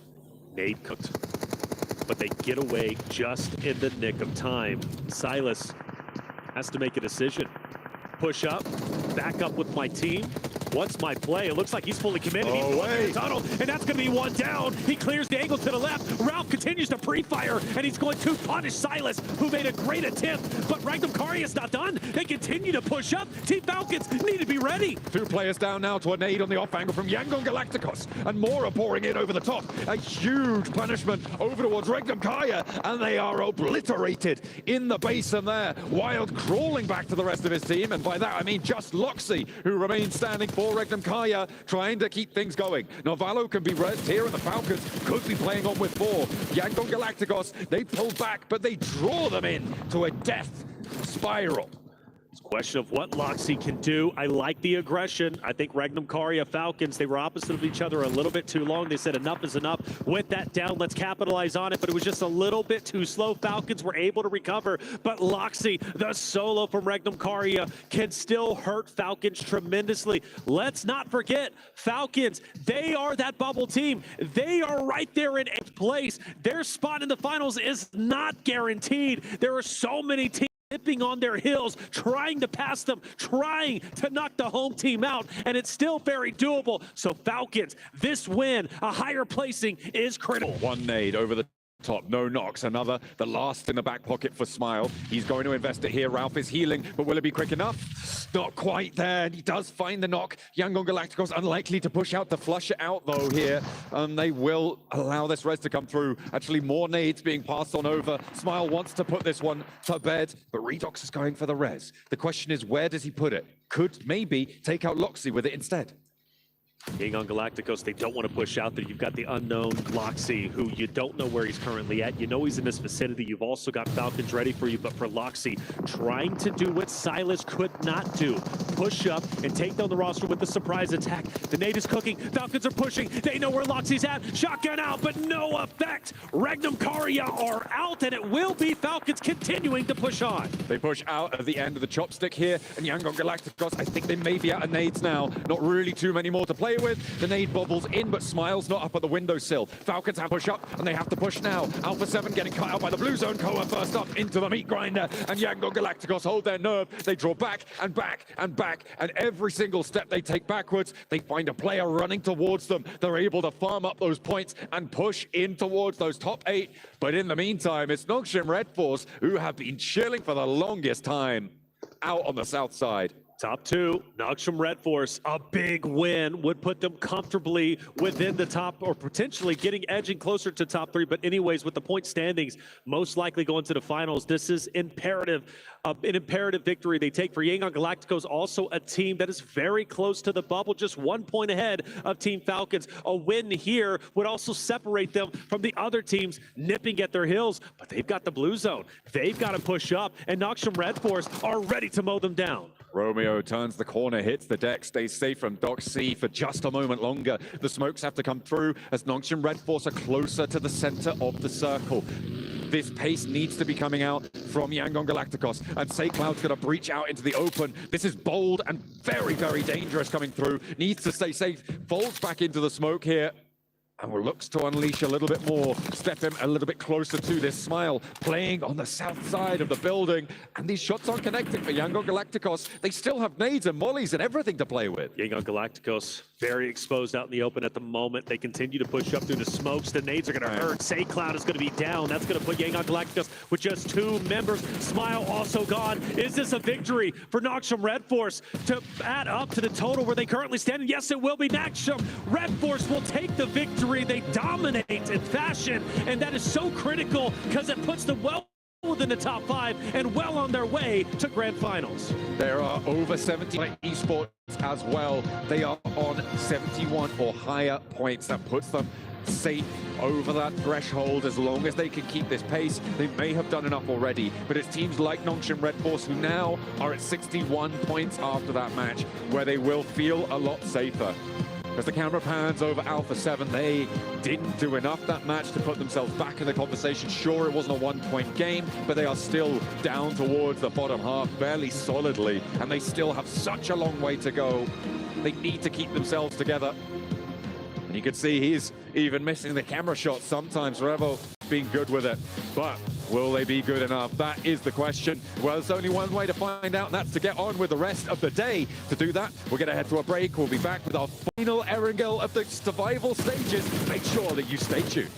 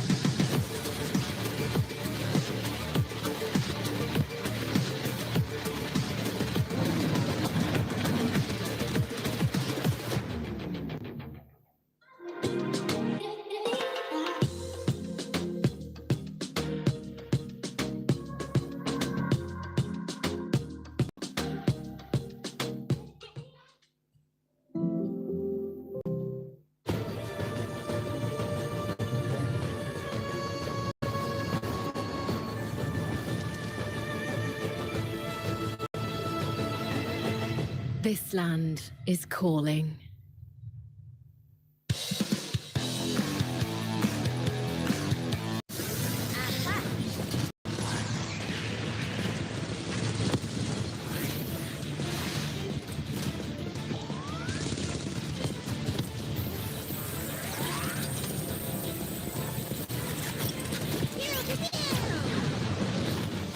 New Pulsar Legionnaire available now. First outfit with special head animations and voice lines. The Pulsar Legionnaire set comes with its own super cute voice lines that can be toggled on or off. What happened? Bye, friend. Hello, Earth. I'm here. It also features the upgradable Hyperion ship DSR and Jet Reaver glider with special animations. Experience parachuting like never before. That's not all. Even more rewards await. Event period, July 25th, 2025 through August 26th, 2025. What are you waiting for? Get the new Guild set now.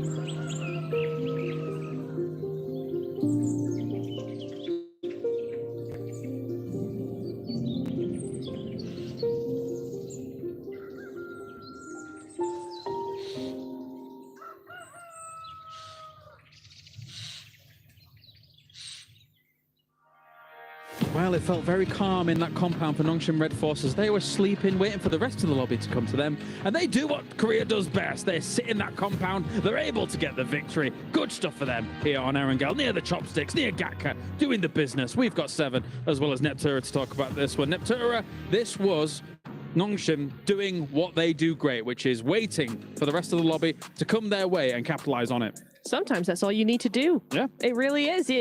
Why do anything different? If it ain't broke, don't fix it. That's the saying. And I think they adhered to that really, really well. I will say they would not have won if it wasn't for those incredible roof angles, because that initial nade coming in over to Yangon on behind the bale was amazing. And that just turned the tide completely, because Yangon, I still think, could have done something with that, right? They were trying to be maneuverable, trying to be mobile, but that one nade just was like, okay, game over. So a very, very nice sort of end game for them. And 7 eliminations is actually a little bit more than I thought they got, but 17 points, it's a good win. Good stuff. But Yangon could have had 100 smokes, but the fact that Nongshim Red Force had like 400, 556, as well as all that util 7, it was going to be very difficult for them to make any transition. Yeah, for Nongshim, I mean, they had nades, and for Yangon too, they've been fighting 2 different teams at that point, so they really didn't have that much left. On top of that, just having to now rotate from the fight between, they were having Regnum Karya, Falcons, having to focus on Nongshim Red Force. It was just going to be a little bit too much for that squad.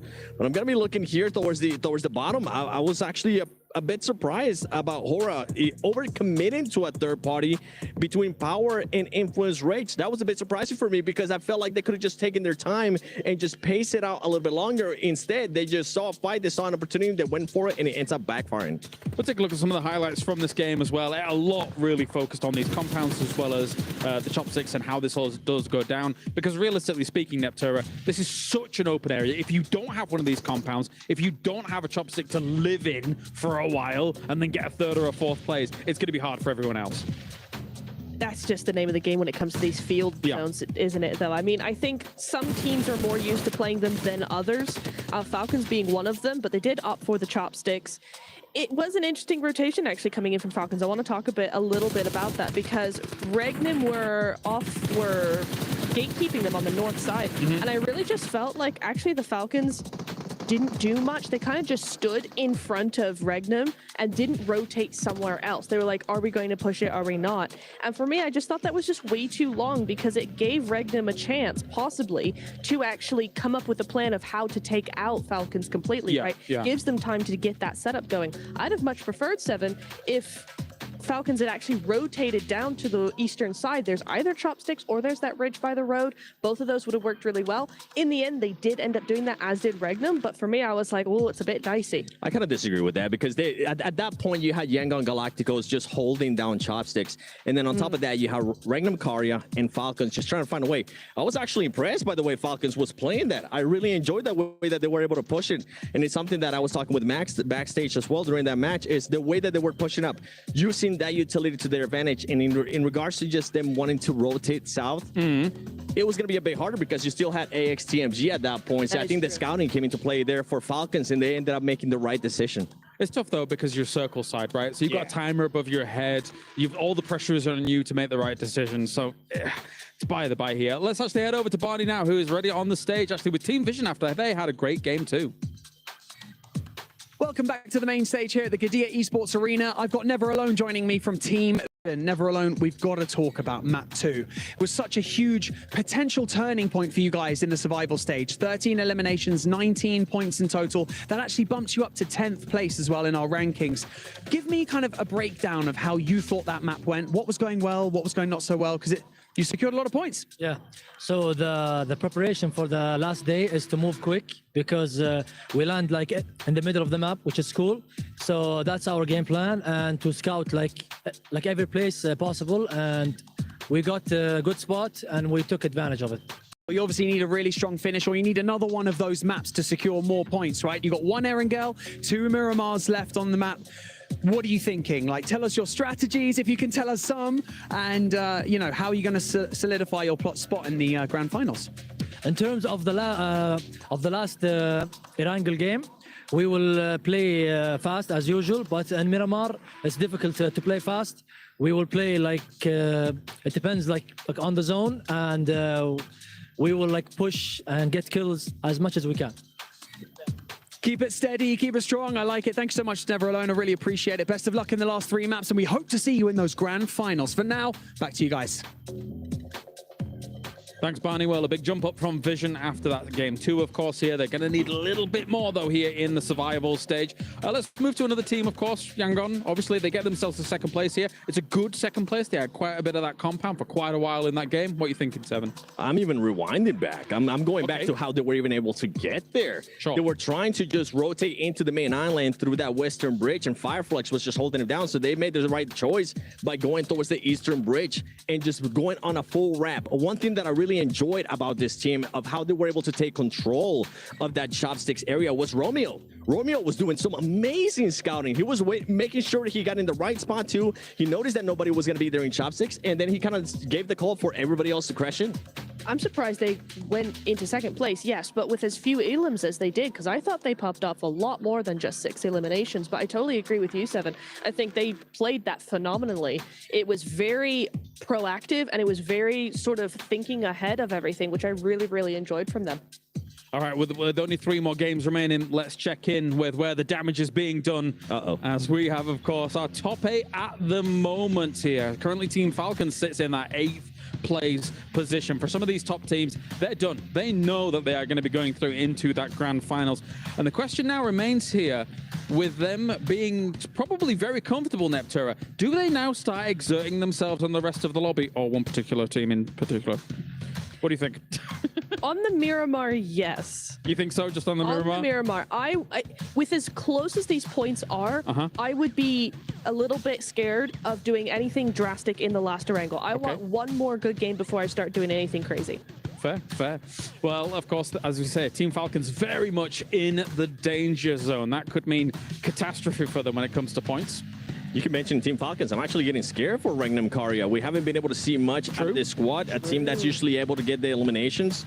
Only currently, I mean, you can see the eliminations aren't there. It just comes down to those placement points, and it kind of comes down to what we saw in the last match. They were just being a bit too passive. It's not the Regnum Karya that I'm used to seeing. It does feel for me when I look at those points, probably top 5, as long as nothing catastrophic occurs, should be safe. So maybe going into these next 3 games, there might be 3 positions open here as we take a look on further down. Alpha 7 moves up 1 place during all of this, but it's looking dicey here, Neptura, for these teams. And the thing is that with all of those teams, we're not seeing anything different from them. Yeah. That's the problem. We've got 3 games left now. We're halfway through the day, and none of them have done anything. And I hate to be so brutally honest, because I love a lot of these teams that are on here, but they're not doing anything. Do something. Where's the sticky mode? Where's the stick?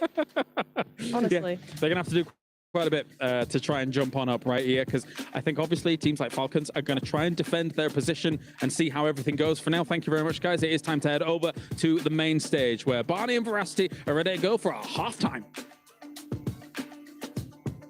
Veracity, veracity. Okay, you know what we're going to have to do? It's getting heated out here, right? So I'm going to call a truce because we need to focus up. I don't want to see any of these floorboards moving, okay? Because it's getting very important out here. 8 teams are going to be sent home after the next 3 maps. So let's talk about the opening 3 maps of the day. We had back-to-back chicken dinners from E Arena, and then Nongshim Red Force securing the 3rd. Impressive. Impressive to say the least, but the thing that we're really focusing in on, Barney, is our overall standings. Fireflux Esports walked away with 2 top 3 victories so far today, in itself impressive. We then had Power Esports, a bit of a middle-of-the-pack performance, but as you mentioned, E Arena, what an astounding showing from them. 2 back-to-back chicken dinners. Whew, it's looking pretty good. It is looking good. We've also got to talk about the teams that are on the brink of elimination, right? 9th, 10th, and 11th spot. Influence, Rage, Team Vision, and R8 Esports. All really need to pull something together for these next 3 maps. But also, speaking of make or break, it's Alpha 7. They've got to pull it together. One thing is for certain, Barney, myself, everybody watching at home, and certainly all of the teams here, had a giant target on their back of Alpha 7. But unfortunately, they've not been able to really give us what we were hoping for. Only time will tell whether or not they'll be able to pull it out the bag this time around for match number 4. It is now and ever. It is do or die. Let's get the show on the road. Thank you very much, Jasmine, and of course the wonderful Barney Banks down on the stage. It is myself, Jackie, joined by the one, the only Blancamus Prime. How you doing, bro? It's me, Blancamus Prime. I'm in my prime time here to watch these players shine. That's a rhyme. Yeah, we're on the grind. And there will need to be some point-based crimes out there on the battleground today, of course, as we are getting close towards the curtain call for the survival stage. And man, it has been intense already today. We've seen some players that look incredibly frustrated, some squads that are looking to excel, and it all really comes down to these final 3 games of day 2 of the survival stage, here live from Riyadh, Saudi Arabia. Yeah, there's a perfect metaphor right there for the Falcons as well. It's like, there are 3 players, and Ralph, Redox, and Koa, they're all playing the game on the phone. Now Valo, he's knocked. Yeah, Specking. The Observer. They've got to fix that. Yeah, I think he does give his life for the cause a lot of times, though. So yeah, that's fair. Yeah. That's fair. And hey, look, he's practicing though. It's been a better kind of day of it, you know? It has been a better day. But like we say, mate, obviously it all really comes down to this. Other teams do have the possibility to lap you. We've seen certainly the bar rising inside of this lobby. 16 teams going in, only 8 will make it out. You can see the overall rankings right now from the first half of the day. This is the midway point, though, and it's only going to get more and more intense. Fireflux at the top. Sort of surprising for me, actually. 88 points, which is a fantastic average to be finding, almost a 10-point average during these matches. I think overall, really, really well done to Fireflux. I do think Scarface has been a big influence for them. Though on the other hand of things, there has been a couple of throws today, right? There's been a couple of moments where you feel like they could do a lot better. I mean, Quarry, 4 players alive, all the space in the world, all of a sudden, down to just the 3. Yeah, not ideal. Not ideal. Overall, though, man, I think, you know, what we've really defined, at least over the course of this first half of day 2, has been the clear disparity between some of our teams. That bottom half of the lobby towards the upper echelons. There's a couple of teams that could still push and upset the rankings, specifically towards place 8. But we'll come back to that. Let's focus up. Plane paths in. We got the zone as well. We can dial in for this game, Blank. Playing straight drifting right now. Yeah, it does that. It does that. Yeah. Keeps you guessing. It's like a skateboard. Pretty good. So going for the old 500x grind on the path, but we're heading over towards the east side. Yangon Galacticos over towards the center. 61 points as we head up towards 5th and upwards, around about that 70-point region. Team Falcons still in trouble in 8th, but it is a little bit of a drop down right over towards Influence Rage with 47 points. For Alpha 7 Esports, we're not going to talk about all that much. They don't have a lot. They don't have long. No, it would need to be a meteoric rise. And, you know, then you also need the teams above you to really struggle and absolutely fumble the bag for them to be able to make it back in. And of course, you think about the major talking point that comes with that. If they do not make it out, which at the minute seems like a very real possibility, we will have a guaranteed new champion crowned this year. Absolutely. Now, we take a look at the middle side of the bracket, because I think that is probably most important for us to take a look at. It will be fantastic when we get through to the end of the day and we can crown the winners of the survival stage, who will have the privilege of whacking those keys in the old grinder. But we look towards that middling section, which is the main contention point, right, for who's going through into the grand finals and who will be leaving us. It is that drop-off, 59 down to 47, but it's not massively different between 8th and 6th place, you know, 61 down to 59. It's not crazy. I think for Fireflux, it will be very hard to knock them off their podium alongside E Arena. I think that they have done quite a lot so far, and they would have to have a horrendous day to finish things off, as well as an incredible pursuit from the teams behind. Yeah. It's been classic power as well, where it feels like the minute they're in the survival stage, that true sort of might of the team is put on display. They thrive in these kind of lobbies. We've seen that. It's been far more aggressive. You can see them on screen now. Again, the talent on this team, you know, it feels like Easy's been really instrumental to a lot of the setups, and Al Haji as well. You can't think of power without this man.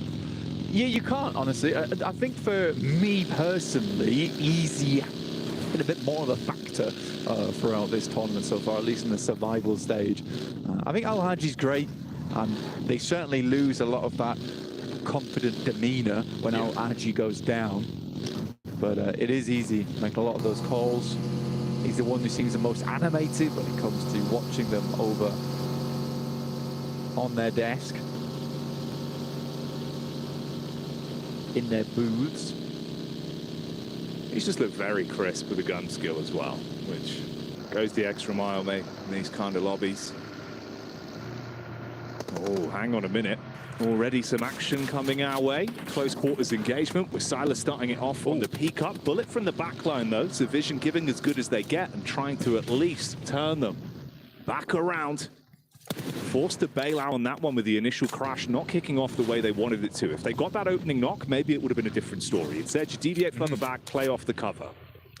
Good decision from Regnum Kaya. I think when you get towards the end of the day here and you realize you're on the cusp, right? You're almost falling off that edge there. I think that's the smart decision to make. You don't want to go down too early in this one. I think they could have maybe pushed the issue if they were feeling a bit more comfortable towards the top side of the lobby. But here, I would say that's the right move. You're getting shot from an angle you have no clue where that angle is either. So you just make the quick getaway, especially getting tapped for 70 damage as well. So well played, the Vault. Definitely sends them back off that position with a triumphant shot.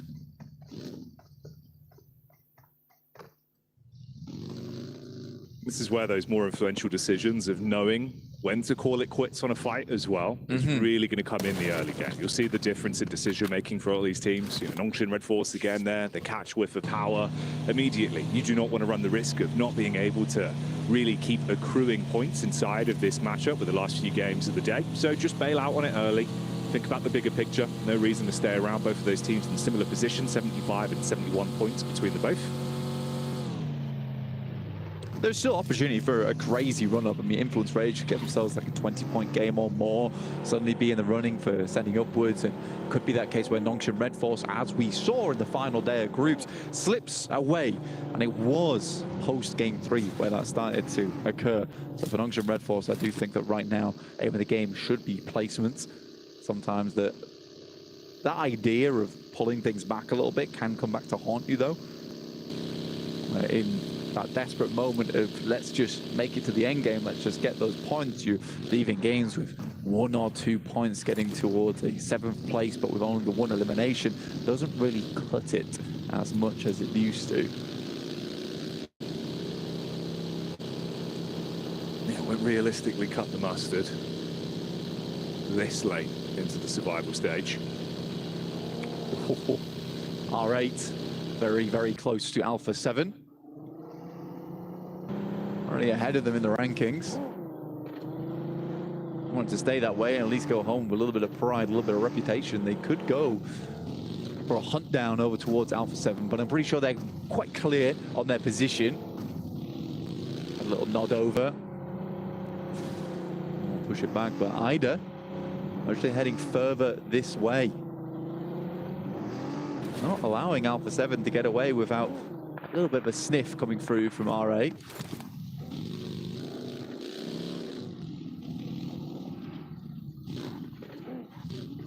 There's a quick pit stop with some bullets back over from Revo, at least to establish some fire their way. And of course, they can move off on this one. Again, these opening moments is going to be a little bit more timid. I want to run those risks of going down early, so no overcommit. Get the Falcons POV as well. A team that currently is in 8th place, but of course, like we've alluded to, it's not that different. The points above and below could be lapped. Got to play consistent from this point forward still.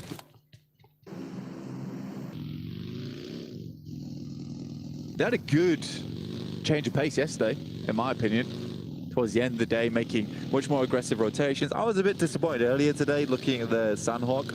Up until the moment when they made a pretty bold rotate through. I wish those rotates would come a little bit sooner, or at least give themselves a springboard closer to those areas earlier in the game, but they are being much more confident to make those plays. Now, I'm hoping that now you're getting closer and closer and you see that finish line on the horizon. That doesn't worry them too much. Right now, they are passing by Nongshim Red Force, at least the back line of them. Kino, Trope not too far behind either. Got intense game over towards that south side, as you saw, and we head over towards the eastern area of the map. Intense game. Potentially they might actually run in to the Yangon Galacticos squad. Yangon, that I will say, I think again today it's been a better sort of decision making with the pace. They've been playing a little bit quicker, not really pulling their punches so much. Feels like their team's got a ton of talent. Like we were seeing it in some of the fights they were getting stuck into yesterday, right? You know, they were able to actually go head to head with some of the better teams in the lobby. And they're in a good spot, man. If they keep this up again, you know, we were seeing there is certainly a lot of potential. They could make it out, keep this run alive. Distance firefight on this one's with the Falcons catching vision back over towards Kina Trope. That was the late flank in that you brought up. A couple bullets fired out that way. My only issue with Yangon Galacticos is just the variance in ability. Right? There's multiple times where we've seen them either get like a massive game or go out fairly quickly with not much more than the whimper. And I think that's my issue with Yangon Galacticos, is not quite consistent enough for me, where it's even now hard to make a full read on them. But you're right in the sense that there is potential there, right? The ceiling on that team's quite high. Unfortunately, a lot of times they're lower down towards the bottom floor. More literally here towards the bottom floor. Clearing out towards the bunker side, Sky's POV, Horror Esports. Again, a team that you could probably paint with a bit of a similar brush there. Feels like there is a ton of talent. Obviously, they've been really warming up again as well. Tied right now, 71 points between them and Nongshim Red Force. That's been good. Oh, yeah. I think we had like a lot of, in fact, I think most of the teams that went through to the finals absolutely deserved it. I do think, obviously, the big question marks for a lot of people were Falcons and Alpha 7, but I personally don't think they played well enough in those group stages to even have a chance to get towards the grand finals, personally. I think both teams absolutely do belong here in the survival stage to reprove their worth. If anything, I think Falcons are almost appreciative of the extra time they get to figure out what their playstyle is going to be going forward. We even heard Revo talking about it, saying that, you know, something's got to change. Something has to change. We've got to figure it out. I think for Falcons, there are clear areas that could do with improvement. For Alpha 7, on the other hand, it's a bit of a puzzle. A bit more of a puzzle of what's going wrong on that team. Yeah, he keeps you guessing an awful lot more in reality. But hey, like we said, you know, we'll sort of keep up to date with how it's going for them over the course of these last 3 games. But at the minute, they're in very dire straits. On the bridge crossing towards Yangon Galacticos, we did see a fight from the backline there from E-Arena. E-Arena that have been looking absolutely stalwart in today's gameplay once again. Great rotations, taking chicken dinners, heads-up calls. It's looked fantastic to watch. Regnum Caria once again making their appearance on the broadcast here. Down towards R8, of course. Set up in the tree line, quick vision over. Top 6 looking for the shots. Meanwhile, backstab there onto the Falcons. It's a bit of a hybrid fight. 3 teams going up against each other. Power Falcons and intense game. Yeah, Falcons just losing one right off the bat. I mean, they're able to find one Elim back their way. Fireflux playing what I would call kind of 2022 European gameplay here, which is just very central every single game. They're not being punished too much for it. We moved over to more of a edge style in the past, but that's ever changing, is that meta of how teams want to expand out towards the outer edges or keep it cut over towards the center. And it's really just picking your moments of when you want to go for that one. For right now, Fireflux has had some fairly good rotations to get here, fairly clean. Some good homework's been coming through on their end too, in terms of picking those rotations and when they can go for them. For the Falcons, on the other hand, it is just a case of going for those rotations and making the clear decision from everyone on that team to follow on it. Falcons down to 3 now. This would be a good game to get further up those steps inside of the leaderboard. See themselves a bit more safe going forward. Gamax currently over towards the eastern side of this circle, but still fairly central. But down towards Milt is where I'm most worried for a lot of teams. Crunching through that area of the map, not always easy. E-Arena currently right on the back lines of it, though. Likely one of the first teams to find troubles getting out from here, especially because Yangon Galacticos know their location, and Alpha 7's expecting a team to make that wrap through the fields on the eastern side. Yeah, they had the double hovercraft when they were able to bonnet away the solo player from Yangon Galacticos. Since then, one of them was blown up. Still got some vehicles to work with, though, and have been advancing further forward. Squash is the one just peeking out the top floor window, trying to get a read in the lay of the land as they make their move over. Nongshin Red Force down in the compound here as well. Quick peek up towards the ridge side. Doxy, seeing if he can spot them out. Regnum Kai is a team that I'm definitely looking at. 7th place, but I think they're a team that should be going through, or should be at least hoping to make it through. I don't think it's a bad team whatsoever. Loxy, Wild, Silas, all very strong in their own right. Toshpik's had a good addition to the squad. And it's been close each time, right? Even in those group stages, it was close. They got knocked out in the final game when they were playing at I think it was 7th place. And it was Thunder Talks and was it DRX or which team was it that managed to get ahead of them? Either way, it was Ida. Yes. Ida, there we go. Ida was able to overlap them as well in that final game. It was only a few points here and there. So for Regnum Kaya, this is a team that I expect to make it through the survival stage, but in 7th place, it does look a little bit shaky. Yeah, we get the push in here from Kinotrope. Ooh, shots to the back line. Good from Ketch for the opening damage. Scarface is up close to clean up as well, so the Bizon's put to good use. Accrue those points and just leave the one man who's running through the tree line to try and close the gap between them. Horrific position to be left into. Yeah, so kind of just trapped there. Yeah. It's nice as well. I think that Ketch is seeing how Scarface is playing and pretty much having that notion of, I can't sit on the back lines anymore. I used to be the star on this team, and I've got to bring that energy back again.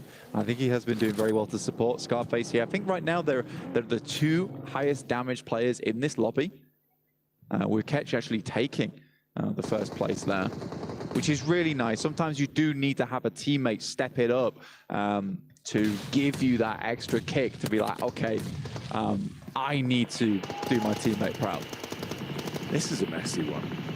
Hora with the split behind the rock and up on top of the ridge with Vision in the middle of the gulch there. Nades being thrown out from either side. Fair amount of damage translated on either one of the teams. Smoke to play with, tucked in. Sleepy looking to try and engage from this, but quick peek from Marcelo over the top of the smoke.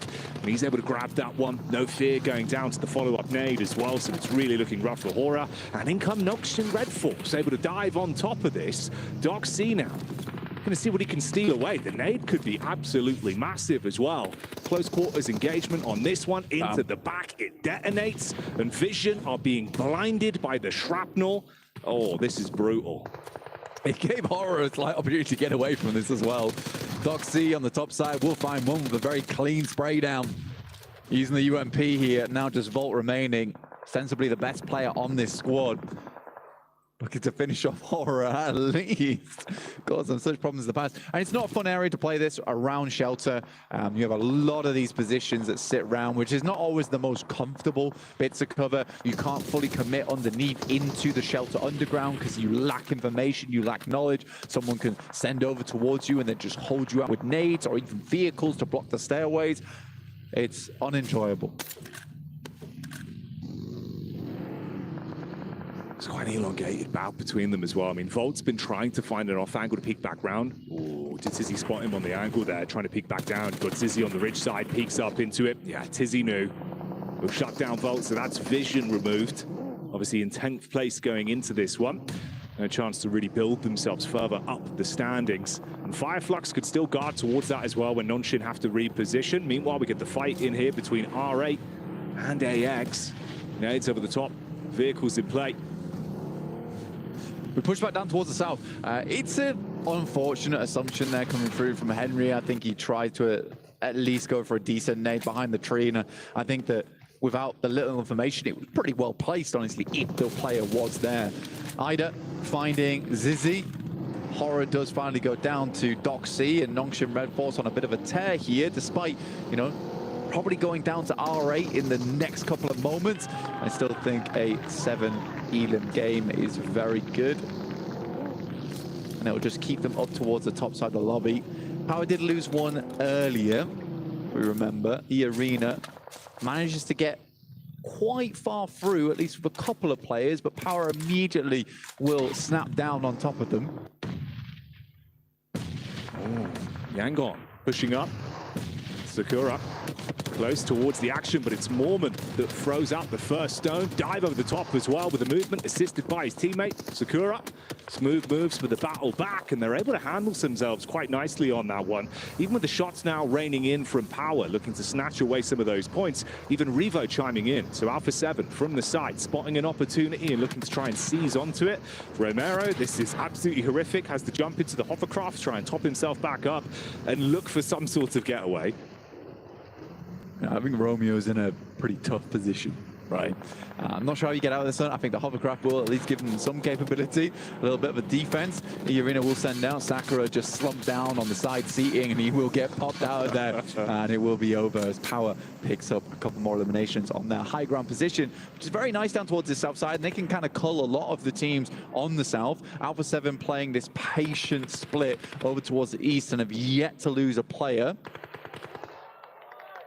A lot of action over towards that north side as R8 slowly works their way down. Influence Rage did take a knock, so there is information there for them, and AX could get involved. They know roughly where these players are. In comes R8 though, and Influence Rage need to respond, but players are nowhere nearby to help out at this Wizard Tower. Mark goes in, finds one. Diego left in an uncomfortable 1v3.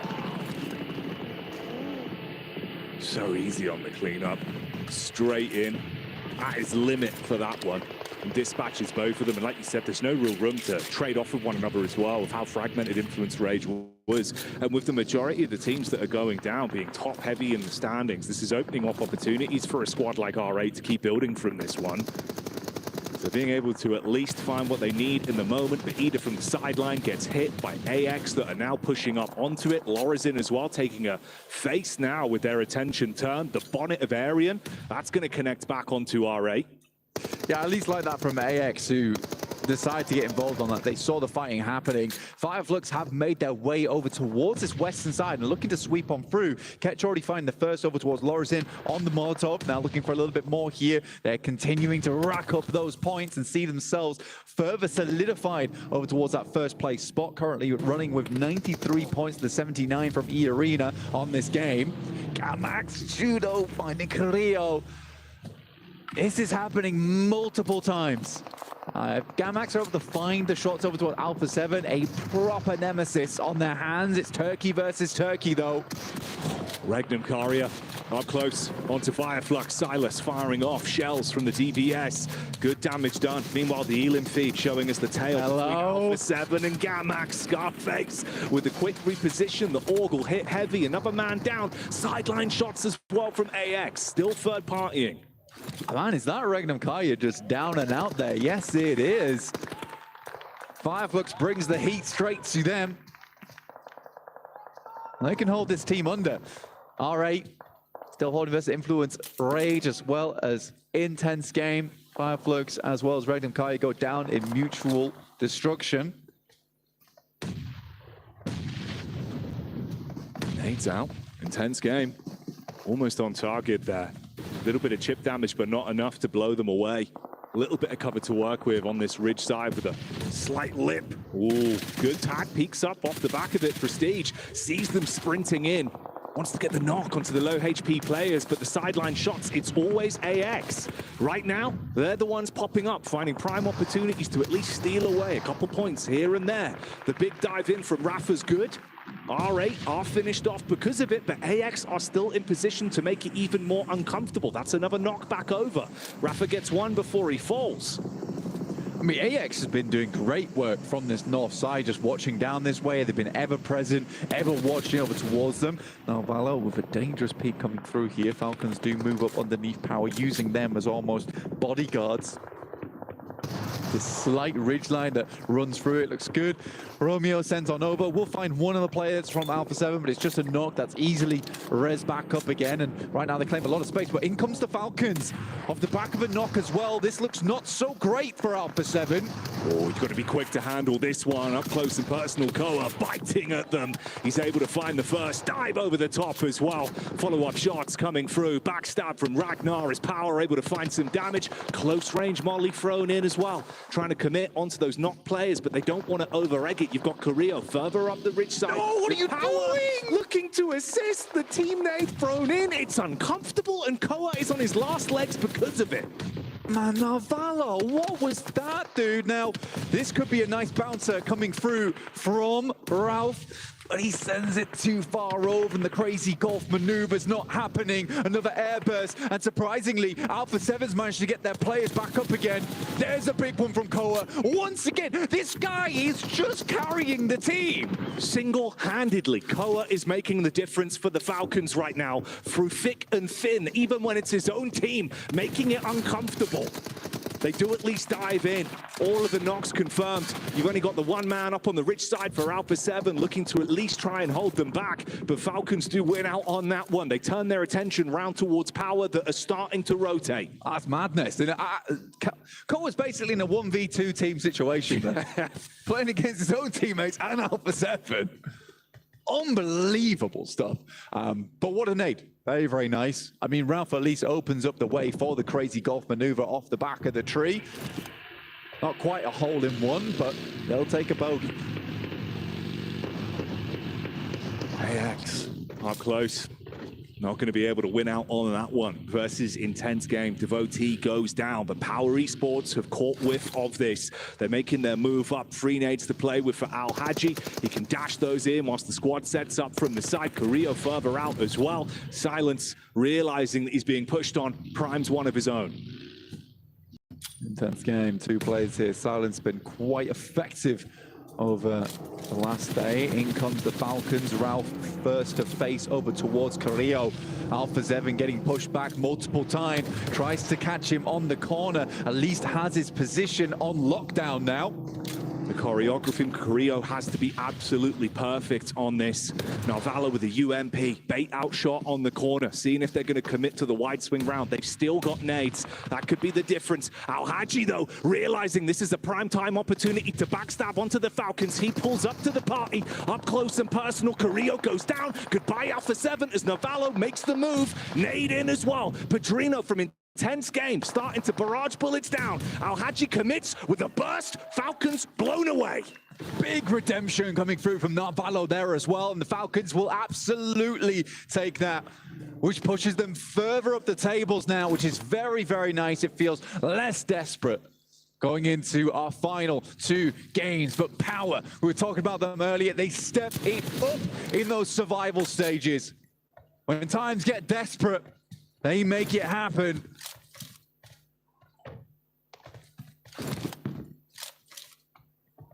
With the communication looking so clean on this one, the rotates have been good, the engagements have always been in their favor. A 3-2 split in the battle of attrition, the final 2 squads here. This could be another massive game for Power. Keep them building up the rankings. And like we said, they thrive in the survival stage. They don't just survive blank, and they're showing that once again this year. Now look at the finish off, intense game. Over towards the lumberyard. Power looking to hack through them. We'll see if they can call timber, or if intense game can stand tall like the Oaks in Canada.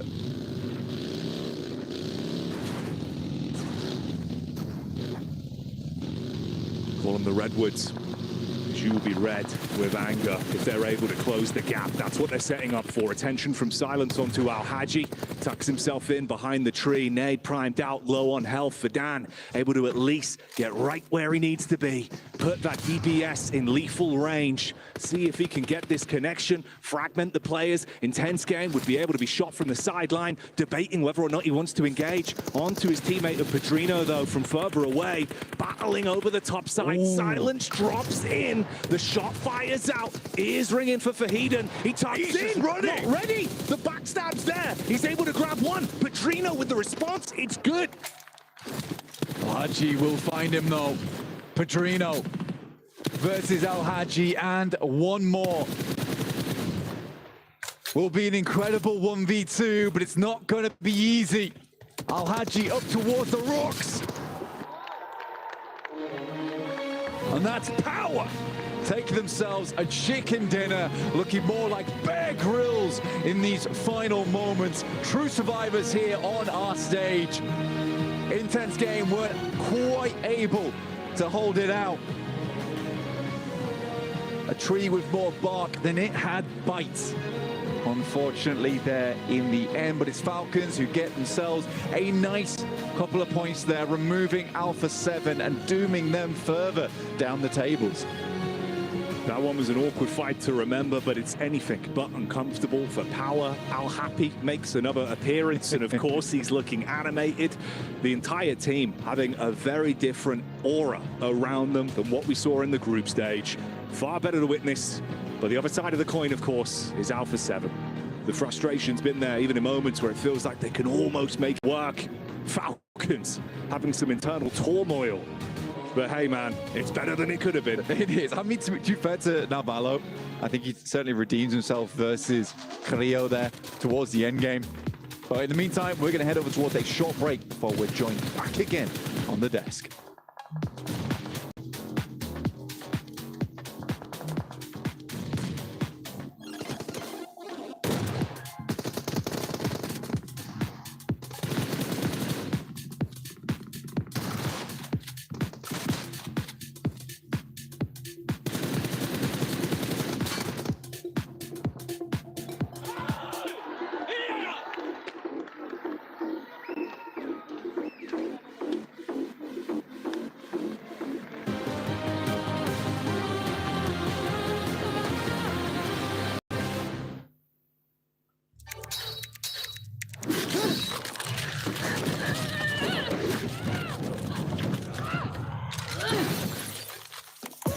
Reach your impossible, Lenovo Legion.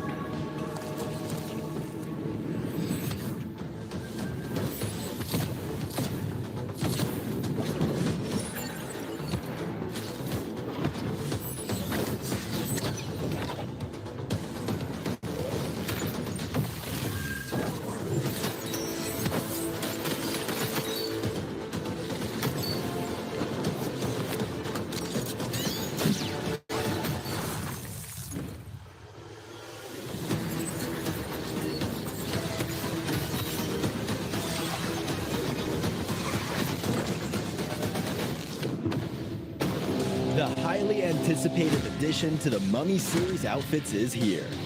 Paired with the new Ice Tomb Glider, the Polar Spectrophage set is just what you need to freeze your enemies. Or send them ablaze with the Inferno Fiend set's new upgradable Chain Inferno Uzi. All the Mummy outfits are back. Get them all. Join now and collect the whole series to turn all eyes on the battleground. Event period, July 10th, 2025 through September 2nd, 2025.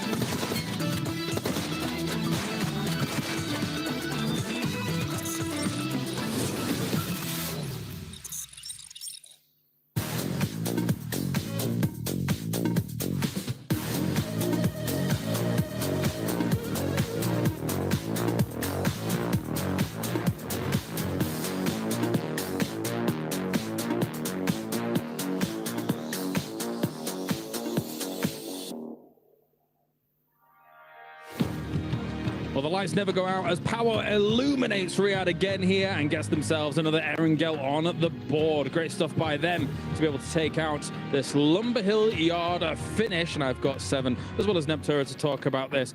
Power is basically confirming themselves in the grand finals here, Neptura. They really are. I mean, they're doing what we've seen time and time again from them. I really like that this is a formula that is working, and so they're just using it, picking apart a few teams over on the edge side in the mid game, just kind of creating a little bit of space, waiting, holding back, and then when somebody's busy, just come in and control the whole circle. It works. It's a strategy that's working for them, and they are really using it to their advantage. I mean, 18 points on the board. Like you said, I think we're kind of looking at them being a finalist team here. I agree with that. I think for this team, I mean, they had the compound for the longest time too, which kind of allowed them for everybody else just to fight it. 18 points is what you want to see. I'm a little bit scared though from some of the teams that we're not seeing towards this first page, which is going to be Regnum Karya. That's a team that earlier when we saw the overall, they just were very close to that 8th place.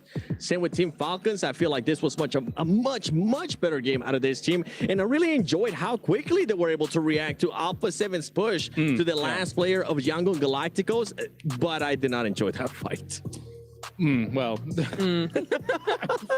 We'll get to that. Let's take a look at our 9th through 16th as well here.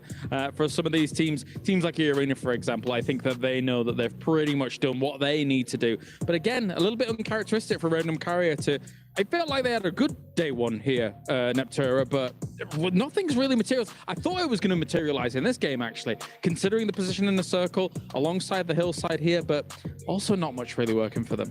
I think it really just goes to show you that even if you have the position, if you don't do anything with it, nothing's going to really happen. Oh, agreed, yeah. And so it's like, I almost feel like they kind of think they've already made it, and so it's like, oh, we're just gonna have a quiet day, and it's like, no, well, you got a lot of teams right next to you that think they haven't made it and are gonna work very, very hard. So I would like to see a little bit more from them, but maybe, you know, coming into that Miramar, they're more confident on Miramar. We could see a big thing from them. For Regnum Karya, they ended in a fight with 2 different teams. They ended up against Fireflux, and then they just became overpowered by R8. R8 playing that wonderfully, which I'm hoping that it kind of continues, because I'm intrigued to see where R8 is going to end up being on the leaderboard. Definitely so. As we take a look at some of the highlights from all of this, you can see some shots going towards Falcons towards the end.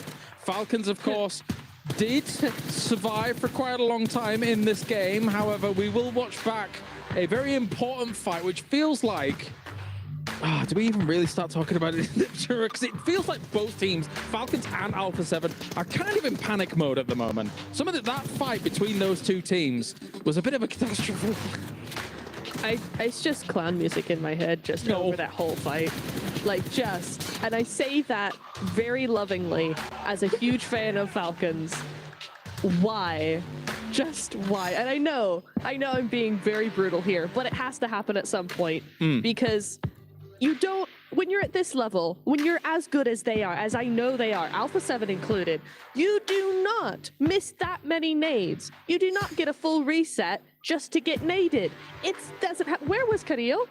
Where was he? He was at the top of the hill. Here we are. He did nothing. So taking a look at this once again, Alpha 7 actually had quite a few players knocked down towards the bottom position here, 7, but nothing really was able to convert from it. They were concerned, I think, about the off angle of Carrillo, so don't want to really peek around it. But getting these bounces was pivotal, and it did not work. Yeah, I mean, you could have just low tossed it on top of that. We have, where's Maxman when you need him? This could have possibly been the Maxman grenade of the day because he almost ended up knocking his teammate. And where was Carrillo? Carrillo, in a way, even though he wasn't right there, I felt like he ended up making the right decision by just holding the high ground and hoping that if you do end up losing your teammates, guess what? At least you'll be able to maybe try to clutch up some extra placement points. But yeah, this back and forth was just crazy. I do also enjoy the reaction time out of Power. They saw this fight and they heard this fight going on for so long that at one point they were like, okay, you know what? We're going to be keeping tabs on it and we're going to end up just pushing forward towards you guys. Yeah, it was really nice to see that they again are listening to the lobby, watching that lobby and going, hey, actually they're fighting, let's take advantage of this. They're taking a little bit too long over this as well. Something's going on there, they're struggling, let's take advantage of that struggle and actually prioritize us. You can see towards the end of the game the reactions on the Alpha 7's faces as well. It is desperation time now because they're currently on, I think, 39 points, and the cutoff point for 8th place is 62 points. We are staring down the barrel here, 7, of losing our defending champions here at PMWC. You're saying that like they still have a chance? In my head, like to be completely honest, the trigger is about to be pulled. Yeah, I feel like, and I even said at the beginning of the day, for Alpha 7 to even have a chance at being in the top 8, they would have to get the win, because now going into this fight, guess what? Even though Team Falcons create the tiniest of cushions, all those teams towards the top, I mean, Fireflux, we already saw it in this past match, especially earlier into the Erangel. They had a 1-1-1 split. That team just really didn't give a damn. They have nothing to lose. You're already in first place, and if you do end up maybe going to second place, you're still going to be going to grand finals, which is what they came here for. So Alpha 7 is going to have to figure something out. As a team like Alpha 7, you would need to shore up your defenses arguably before those Miramars, right, Natura? Because some of these teams up towards the top that really understand that they could potentially be a threat. If they do turn on in that grand finals, they could quite easily try and hit where Alpha 7's going on Miramar. It's entirely possible, which would really be unfortunate, because I will say, as much stick as we're giving Alpha 7 right now, in that game, in that last Erangel, A7 actually had some really nice rotations. Like, there was some nice splits, some nice rotations. You could see they were trying to get back to normal a little bit. If they get hot dropped on a Miramar, if they get targeted for whatever reason, right, and they don't get that chance, then they're in a lot of trouble. Well, we were concerned Galax was going to take them out there in that game as well. On the eastern side, right? They had 2 knocks on them. Once again, they'd already eliminated them when it came to what was going on in Sandhawk. So I know that we keep harking on about it, but this is important. This is our defending champion. This is a big deal. I feel like, to just kind of recap everything that's going on here, you actually just said it best. You can just see that these players and these teams are just kind of grasping for something, especially when it comes down to Alpha 7. The push that they did on Yangon Galacticos, they had so much room to work with, and then decided to actually just go for a fight with just one player instead of just looking to control a big area for this squad. So just a questionable place, by the way, R8. My goodness. Can I just take a second to talk about this team a little bit more? Because they were just so impressive to me. This was a team, just like with Alpha 7, you were saying, in the turret, you were saying the rotations were on point. This was a team that's just being aggressive. They're taking their future into their own hands. They were being aggressive. By the way, this comparison is R8 against Yangon Galacticos, a team that they're currently trying to hunt down for 8th place. And I really like the aggressiveness that I saw of RA in the last match. Of course, this head-to-head brought you by the Saudi National Bank here between RA and Yangon Galacticos. I'm a bit impressed at how some of these teams have been able to try and ramp things up, but it's still do or die for both of them when it comes to that barrier position. And of course, you guys can be involved over at home as well whilst watching everything that's going on here at the PUBG Mobile World Cup. The PUBG Mobile Airdrop Carnival is now live in-game this weekend from August 1st to the 3rd. Log in and summon surprise airdrops and collect 2025 airdrop vouchers to enter prize draws for official merchandise, smartphones, BD partner awards, permanent in-game items, and more. Every participant is guaranteed to win, so get it going, guys, out there. Additionally, if you jump into the game now, you can vote for your favorite airdrop partner. You might even score some awesome surprise gifts from them, so don't delay. Get that going. And Natura, now with Miramar on the cards, what are you looking out for? Regnum Karya to actually do something a little bit more. I think Miramar's their map. They're going to do something.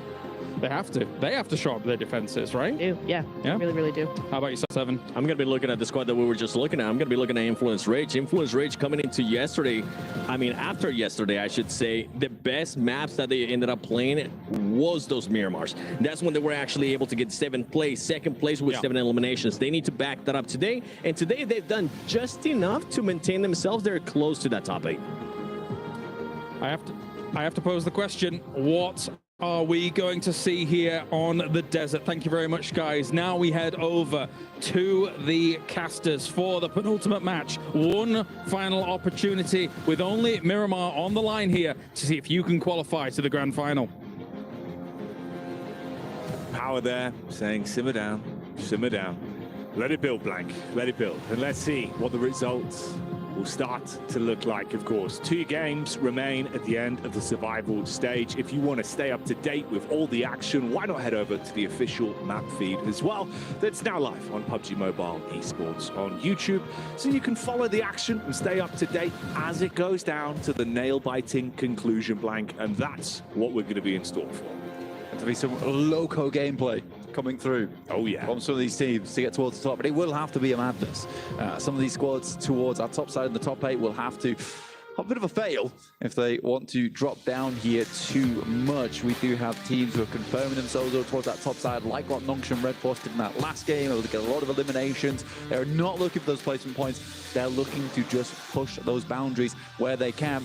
Power looks fantastic right now, and even Fireflux is looking a little bit worried that they might catch them on this next playing path that's coming through here over on Miramar. Slight change of pace here. Some teams are slightly better at this map than others. In the past, Alpha 7 has absolutely been phenomenal on Miramar. Yeah, they'll have to do that twice, actually. Sort of Never Alone smiling there. Seems like the energy's good in the camp, but will the results be even better for them? They've had some near misses, some uncomfortable games where it felt like a what if. They could have squeezed more out of it today, Blank, but I think that really has been the issue. Each time it's resulted in it not being enough for them. 11th place, just mere points ahead of Alpha 7, the defending champions, of course, of last year's title. They took home the trophy and all glory, but it's not happening here. Power Esports, 93 points to Fireflux's 94. I didn't think it'd be that close, but it certainly is, as we are on the very much southern end of things here. Hello. Figuring out phones over there. I like it. A blast from the past. Oh, yes. Supporting in the audience. The family, the friends, everyone there watching on. And that's all you really can do. On look. Whilst everyone in their squads, the 4 players in each of our teams, look to really carve a path for themselves and decide whether or not they're going to be able to make it out of the survival stage. Only 8 of the squads left. Check that. Al-Haji actually takes 1st place spot in terms of highest damage, ahead above Scarface and Ketch.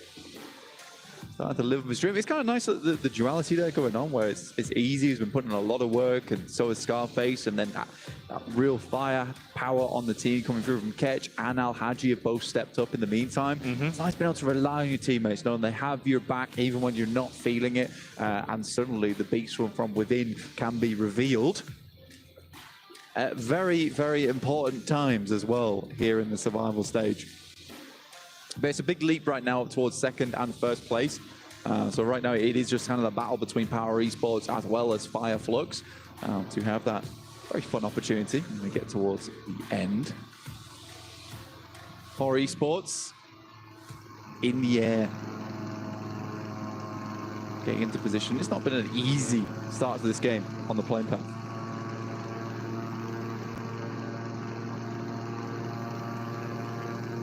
They're soaring, they're flying, and it's Sky, of course, that's up in the air. In reality, you know, it's probably for the best that Sky's the one flying. You wouldn't want a sleepy pilot. No, you would not. Goodness me. That'd be terrifying. I would be worried, scared almost. He's having it now. Yo, wake up, quick. We're gliding. Oh, we're inverted. Okay. And we're about to be landing in 3, 2, 1. clean landing. You know what? Actually, perfect. Yeah. It was a perfect landing. Did just have word from Seven saying that Falcons can now take El Pozo, and Alpha 7 giving that one up. To be honest, it's cool that Falcons just go for that aggressive maneuver as well. Yeah. Alpha 7 forced to a case of, well, do we really want to take the chance here at going down early? I mean, even if they lose one player, they cannot afford to have that. They need to have a 4-man finish if they want to have enough firepower in that end game to clean things out smoothly and also have the chance to sweep. So for Falcons, I think that's a very cool maneuver because you are preying on the mentality coming through from Alpha 7 there. Intense game here as well. Up against Vision. Bit of chip damage exchanged between both squads. Seeing if they can actually find a way to get a read on this, not expose themselves to both the angles that are in play with the 2-2 split, but Never Alone being able to get the adjustment shot off onto Silence. So a connection in there. That's Vision being able to get at least the first knock onto Intense game. Silence down, pretty good player for the team as well. They sort of need him up, and you see Never Alone here pushing up, saying earlier, you know, despite the position they're in, still seemed happy. And I mean, some teams do get this event, and just getting through towards that survival stage is a big deal to them. Rafa takes a big hit and instantly Silence is pushed back down again. Mini 14 in the hands of Never Alone, but the Molotov might just do the trick. It pops a little bit far back though. Doesn't quite spread over towards Rafa. Never Alone swinging on the angle, actually loses it. Up close and personal versus Rafa, he's able to withstand the might of Never Alone, and the rest of the Vision squad now has to push up together. Volt has been incredibly crisp. With a Mini 14 from distance, he tries to tap back, but Rafa, he is all over him like a rash right now. You cannot stop him. Peak after peak. Handles Never Alone up close, even with the smart use of the 180 he had, and he is living on a sliver of HP. Rafa finds another. How is he doing this? Not even bothered about the HP count. It is giving him the pressure to push on here. One shot, one tiny burst of a nade would have done the trick. And Rafa still going. Health bar not even on the screen here for us. Dear me. What a performance from him there. Ultra instinct of a moment. And Vision sent back. Realistically limping away as well. I mean, it's just Marcelo, that's all that's left. You think about how clean that could have been. Like, Never Alone, actually, from the angle he's in, he gets the first knock, he knows he's going for the res, you get the nade on the close angle, knocks him again. That 1v1 would have made the difference, them being able to clean up relatively easy, with the then push coming in from the side with Volt and Co to clean up, split the attention. The fact he has done that single-handedly, hell of an adrenaline rush there from Rafa. Oh, man, hooked up to the life support machine, but not done yet.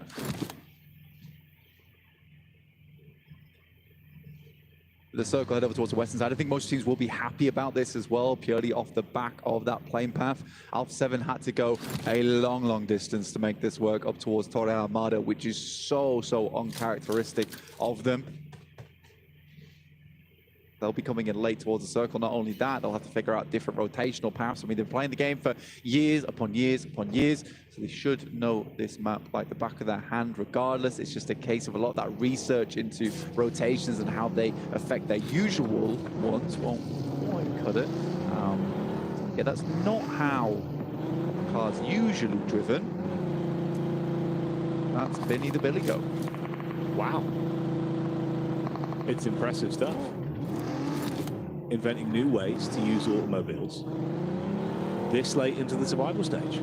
Some sticky tires indeed. Gets up there. Climbing boots on, the wheels. And that has a good location to work with. You can see just how central Nongshim Red Force are around Picardo on this top side. I think this is a lovely position to set up. We have seen quite a few times though, Jackie, in the past, you know, teams and players setting up on these spots, getting taken down early, and then you have that issue where you lose a player, you don't have anyone to res them, and then suddenly your position becomes quite compromised. You have to be careful on that spot, on that position. You're mostly there for gain, and if you can get a quick and easy knock, you'll go for it, but no more than that. Especially from that position too. I mean, you have a lot of stock to get towards that late game. Well, you did. You really, really did, until this circle comes into play, which is hellish. Over towards that north side, a massive hard shift over this way. Many teams left in the lurch on that south side. AX having to get a move on, as do Regnum Kaya. Falcons and A7 actually coming out looking very, very good off the back of this one, smelling like roses. Throwing them a bone, they very well do need. Obviously, a lot of targets on the heads for Alpha 7, I think, going into this one as well. You can see that's why it was the heads-up call to sort of bully them off the drop spot, see if you could influence the overall game, make them feel like not only is it uncomfortable in the team, it's uncomfortable in the actual battleground itself. So we'll see if they can recover from the position they're now left in. Intense game on the move here. Rafa, he looked good the previous engagement versus Vision. Some stalwart defense, great heads-up calls, the peaks he was going for. Kari, a bit of a different beast though. They drive by, they both take vision onto one another, they pull up towards the compound, looking to keep their heads down, not run the risk of getting into a fight that is uncomfortable for them. Yeah, look, they know that they just escaped a scenario with Rafa, the triple tapper, managing to get into some cover, playing around concrete. It's a good position. It's forward as well, over towards where Horror is currently playing as they make that rotate from earlier on. Yangon, AX, as well as R8, very late to this one, but I think they realize that and they can't really afford to make that quick ramp. A lot of teams were a little bit close to this one, especially when you're going through that Picado Ridge side as well. You are funneling teams over towards Monte Nuevo and San Martin. It's not comfortable. Power, though, in position. A nasty nade threaded through. Al Haji has been on the money with these nades. Backstab, though. Set up from Pedrino, he's able to hit that one heavy. Al Haji down. Adrian as well, pushing in close. Missed shot on the first peek through the doorway. Back up in there. Ragnar with the DVS. Withstands the push. Nade in. Danger close. Forced to heal up now. Play off one another. Five looks off in the distance. Pedrino goes down stairs and will pick himself up. A lot of elims off the back of that. It was a clean engagement, a great backstab, an assassination of a play with the Fireflux team is heading inward. Pedrino finds an early knock over towards Ketch, looking to hold this one down. They don't have Rafa up. Now he'll have to hold his own versus the full squad. The tag goes through, so they have a rough idea of where he's playing, and those nades are not going to stop anytime soon. We had Rafa looking very talented earlier, but now, like you say, it's up to Pedrino to be the punisher, to keep his team alive in this one. No opportunity to get his mate back up. It's all on him as a solo to withstand this crash that's come in from Fireflux. They had the timing to backstab and third party onto power, cleaned up there, bursting through the door. They shut down the opening man, and Rafa nade through the top. That's nice, and they close it out. Fireflux won't lose a single member off the back of that one, getting 4 points, so succeeding where power failed and cementing back towards that first place position. Gamax holding off versus Influence Rage. This is fairly central. A very interesting circle here as well, Jackie. A lot of high ground to work with, which is going to isolate a lot of these fights until very much in the late game when we head through to stage 7, stage 8. But there is a lot of opportunity to find positions on the map which you feel comfortable in, and then sit around there for quite some time.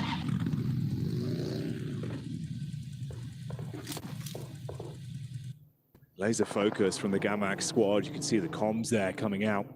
Vahita talking to the team. It's Regnum Karia just down towards the bridge side as well on the hill there, listening out, seeing if an opportunity will be presented from this. Yeah. It's not a bad spot either towards this ditch. Having 4 vehicles is a massive boon to them. What they can do with this one as well is stay out of sight, out of mind, but be extremely central as well. So they can make the decision on the next circle of where they'd want to go. It should keep them in, it's just in terms of positioning. And this is very much just a pause on their gameplay. And they'll listen to the sweet pause beats whilst the rest of these teams have a roam around.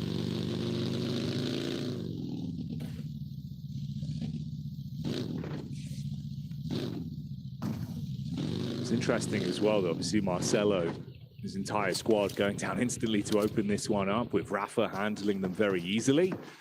He's been able to keep himself alive and just out of dodge, barely in the back line behind Fireflux. It's a 2-2 split from them, with Scarface further down, catching the back line. Always feels like he's so useful from distance as well. It's his preference, being able to support the team, set him up. Scarface, he loves to get aggro. It's kind of funny, right, in the way that that's happened, where Scarface in the past has been absolutely the long-range specialist for the team, but we're seeing a lot more where Scarface is moving over towards that front line and catches playing the back line for them. So it's a complete role reversal into this one. But it's also nice to see that they're comfortable to switch those roles frequently, because that does hamper you. You know, you lose Scarface, what are you going to do? Yeah. Suddenly you lose a long-range player. So having both your main fraggers on that team be interchangeable, that's an indispensable characteristic for a squad. Yeah, having that level of dynamic gameplay that can keep squads guessing gives you the extra oomph you need, especially in these kind of lobbies that are global like this. Can't afford to be one known in reality. Much prefer that double quaver, quick off the beat. And that's not going to be the case for a lot of teams here. It's going to be a slow rollout. Circle doesn't really confirm onto anything too drastic here. Still that high ground towards that south side is open. The ditch that Regnum Kai is playing is nice. Quite a few open areas in terms of the rows that cut through here. In the meantime, AX has taken a knock. That's potentially from R8, who are watching the overlook here on that northeast side. You can hear there is plenty of fighting. And is that Regnum Kaya losing player? No, finding shots over towards Kinotrope. A lot of the players from Kinotrope who made a big old dash over their way with little to no information either. Yeah, went for a bit of a stab in the dark and ran straight into Red and Kara, that of course have been playing for this latest setup. They were waiting for a fight to be instigated so they could push up towards Influence Rage or Gamax, clean up on that one. They've been gifted a bounty of eliminations off the back of that. And of course the last player is miles out of position as well. Ridgeside angle up on top, effectively trapped on an island. And it's the Falcons that are underneath, slowly skulking their way further forward. They were a little bit more split. They've grouped up now. Finale could be a bit of an issue for them, though. He's hidden. Closed off, squared away.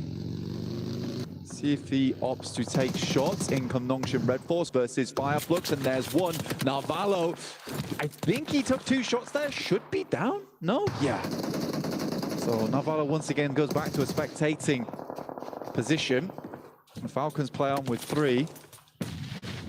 Tell me if you haven't heard that before, but I need to stop beating that horse at this point. It was the quick crash in as well from Nongshim Red Force. Obviously, that's worked out relatively easily for them. So the duo from Fireflux that were further ahead have been caught there. Oh, even Catch just barely getting away. Sliver of health as he'll try and duck down. Bullets whizzing over the top, offering up a short back and side. It's a free haircut, but he's still breathing for now. We'll drop some smoke. He's very exposed. Fireflux is not ideal. Right? Nongshim Red Force, they saw an opportunity and did absolutely go for it. Fireflux was a little bit slow across the road there. Nongshim Red Force took a couple of knocks, but it was a 4v2 advantage. A pretty easy cleanup. But now, Valo, I think that there is an instance where if you know someone's up there, you kind of want to send another player with him.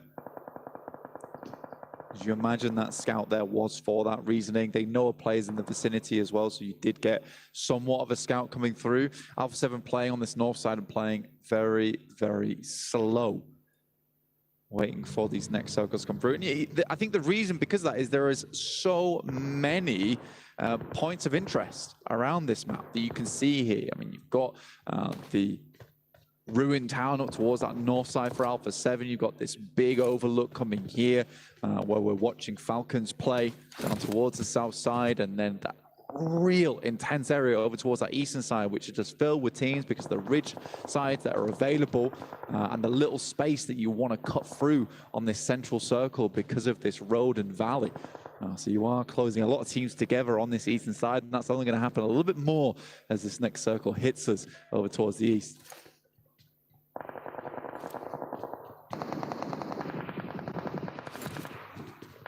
AX there, thrown into the battle versus Gamax, obviously sharing those close compounds for quite some time. You can see Nonshin Red Force as well, committing to find follow-ups onto the Fire Flux. Oh, handling them easily. Solus was the first to fall.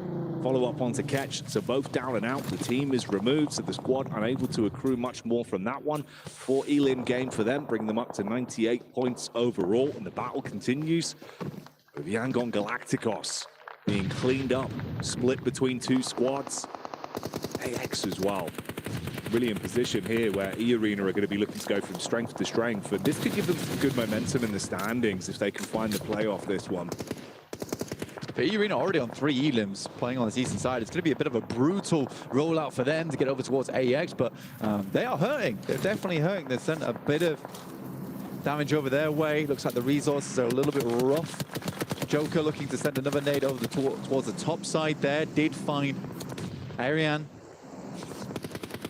Bit more damage poured in, and R8 looking to backstab on the eastern side. Regnum Kai has played a blinder on that ditch, by the way. That is some good knowledge of the map and where they wanted to go early. They held out Kenotrope when they tried to make a big crash over their way, and they have just been sitting pretty since. It's worked out very well for them. A team that we know can offer so much in a lobby like this. Oh, and for AX, it's not only from the front with E-Arena casting out nades to course the backstab from R8, and now look to swoop in off the damage done with those nades landing right on target, hopping out the vehicles. Joker further down, belly on the ground as well to assist. Still nades in the back pockets thrown in. AX must be so uncomfortable. You are just pinned in here. Henry with the smoke, at least trying to buy time to get close. You've got the shotty to work with. The entire team just looking fragmented. It's only Henry that remains. Quick bandage to try and top himself up. Yeah, has the pump, which is not great for multiple targets at a time, especially when you've got no cover to hide around on that delay between the shots. Henry will just watch RA move a little bit further forward here. This is a good game, though, for 9 through 12. Right, with Yangon Galacticos out and currently in 8th place. It's not a massive jump up that's required to challenge that position from Yangon Galacticos. Regnum Kai would like for a big game here to confirm themselves further up and secure that position as we head up towards our last game. Mormon finds Henry, and Henry is found wanting. With Henry going down, that's AX removed. And E-Arena hoovering up a lot of the points as well, so still gives other opportunities for further squads to move up, like you said. A bit more literally here. They already found 1 knock over towards the Falcons, and they just keep adding, piling onto this. Koa's down. Redox as well takes a hefty hit. They can convert onto those. Vinny goes in with a DBS, so for the Falcons, it's so rough. That vehicle's going up 100%. He has to get out soon and find some kind of cover. He holds it, though. Yeah, a little bit further forward. Don't wait for that thing to blow up, though. Just to get back. Blow it up himself. Can't really go too far back at risk. Opening up an angle. Vision, Marcelo holding off R8. Dropping the smokes in, giving him a little bit more room to play around with. Nongshim Red Force, love the playstyle. Love the playstyle from them. In every single game, at least trying to get above those 5 elims. And yeah, they're taking a lot of damage right now, but that's enough each game right now from the point standing they sit on to keep them inside that top 8. Yeah, they're not going to be disappointed whatsoever with how this has flowed. Good elims, taking out some important teams as well. It's an ideal scenario for them. Hello, Marcelo as well. The fact, obviously, he's still alive with Vision going down in, like, literally the opening fight since this game. And even being able to fully commit onto one of the R8 players, dip out like a bandit, make it off to the loot crate and set himself back up for potentially something a little bit later. Meanwhile, the battle continues with Hora diving in onto Alpha 7. Squashed from the side, slapped upside the head. Nonshin finished off in the end there by Regnum Karia. Carrillo realizing there's no opportunity for that one. He's got to jump back in the vehicle, try and create space between. But it is rough. Again, I mean, Sleepy just finding the prime target on it. It's such a slow game from Alpha 7. It is so different from what we're used to. It's a nice nay, but not quite close enough. We'll only drop him down to 10% there. Regnum Karya, I think there's a case to be made that they got lucky, right? But still, that initial rotation was really nice to get themselves a ditch, and that ditch has been super influential, but they haven't just been sat in there the whole game either. They have been taking shots where they can. They've been scouting their surroundings and ensuring they have a setup for the late game while still getting plenty of eliminations on board. They currently sit with 7 this game, which is fantastic to see for Regnum Karya. Oh yeah, they're still being proactive. And you can feel that shift in the standings. See how far they can go with this one. Good positioning, great crosshair placement as well. Prestige for the Rid side, peeking back down onto Alpha 7. This is R8, triple threat of players that are still alive. Taking that peek down. Carrillo. It's usually pretty good in these kind of situations, but you got to fight back. I mean, there's going to be no squad left to work with. Revo's on his last legs. It's just a solo man. He's finished off again. Alpha 7 go down. Out of action here. No chance to find any points on the gangplank. And that's pretty much it for Alpha 7. I think on this next match, there is pretty much no possibility. They need to get 27 points alone to get towards 60 points and challenge against some of these teams. And with that elimination on towards Carrillo, I think it's pretty certain the defending champions will not be going through to the finals. Absolutely insanity.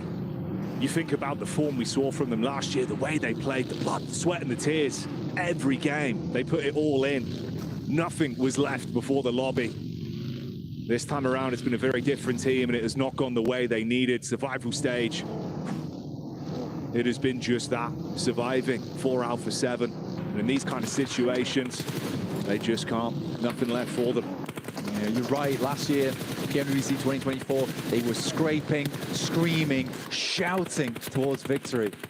And it's unfortunate here to see them go out with such a quiet finish. Horror over towards our northwest side of this arena. Currently looking to push through R8, who have not had a terrible game here. Honestly, done very well to control that eastern side, but as soon as they tried to make an entrance over towards the west, Horror was quick to take shots back at them. But it's Regnum Karya now, stepping up, finding no fear. Silas with 40 bullets remaining on this Mini 14. They have been here for a long, long time. No chance at extra resource, and they've had to be very, very good when it comes to that resource management in general. Here comes Jiggle. Jiggle and Prestige being the two that were looking to push up somewhat. Spot over onto him, so that finishes off R8. Influence Rage have been able to sit pretty for so long as well inside of this compound, but the nade-in's good. Meanwhile, the healing feed keeps on going. Horror losing so much to Regnum Karya. Wow, they are on a heater right now, Blank. Wild will go down, but Toshpik returns fire over towards Sleepy. Horror, who has been such a criminal force on the north side, has been arrested by Regnum Karya, and not only that, run down over towards Sleepy to add insult to injury. Regnum Karya will be the lone team on the northwest side. It's E-Arena now versus Influence Rage, battling it out, currently in 10th place, trying to set themselves up for a late game, and they need this match here, Jackie. It was a misplaced nade as well that resulted in some downtime inside of the fight. They had to get each other back up with E-Arena running into some danger close action. Joker looking to get up close and personal, though, with the shotty in hand. And Regnum Karya realizing this is the opportunity to scout out. Silas moves into position whilst the fight continues. Spams it into the smoke. Lowers it. Gets one from the sideline. We say goodbye to Joker as they commit onto that. Mormon as well. Falls to Diego. Regnum Karya looking to shut this one down quick, though. Little boy on that top side of the concrete, and he will be solid. Finds the first initial knock over towards Silas. Will flush him out. Looks for more on the drop down. Gets 2. An Influence Rage up to 5 E-Limbs. If they can get the chicken dinner, it will be a massive, massive start to their run at the end of the day to potentially take over Yangon Galacticos. But will Regnum Karya even care? Little boy being the big man on that one. Makes all the right plays at the perfect time. Locks it with with the rock face to work with, tucked in, looking for the elevated peak from the top. You can start to slow down the pace now. It was chaotic among the three. With the two squads remaining, knowing how important this is for either side, Influence Rage do not want to throw their opportunities away. Scout out from Loris in, Loxy locked on target. Clean connection shuts down one. Toss pick, baiting them out to face. Little boy goes in for the fight. The nade, the only thing to keep them in this one. One sent out, little boy extremely low, will be taken down. Diego on the backside, there's at least a nade to keep this one going. Wild walks up, and it will be an easy finish. From the ditch, they were down low, but they end up on high for Regnum Kaya, and that game will secure their position in the top 8. For Influence Rage, they were so close yet so far. Getting that 10 point in that game would have made their game so much easier going into our final match on Miramar. But they have much, much further to go now. Fought hard, but that's a memory that could come back to haunt you, potentially leaving your fate up to other teams now, whereas Regnum Karia, they set it for themselves. Massive game, great positioning, but still, like we said, even though you had such a good angle, they were being able to be proactive on so many different fights, just hoovering up points after points, and then going on to close it out with a chicken dinner. That's a great game. I think they finished on around about 15 elims, so themselves a 25-pointer on that match is unreal stuff. Fireflux goes down early, gets a few points, but as does Power. We'll see how this all ends up in the final match on Miramar. In the meantime, we got to head to a break. We'll see you soon.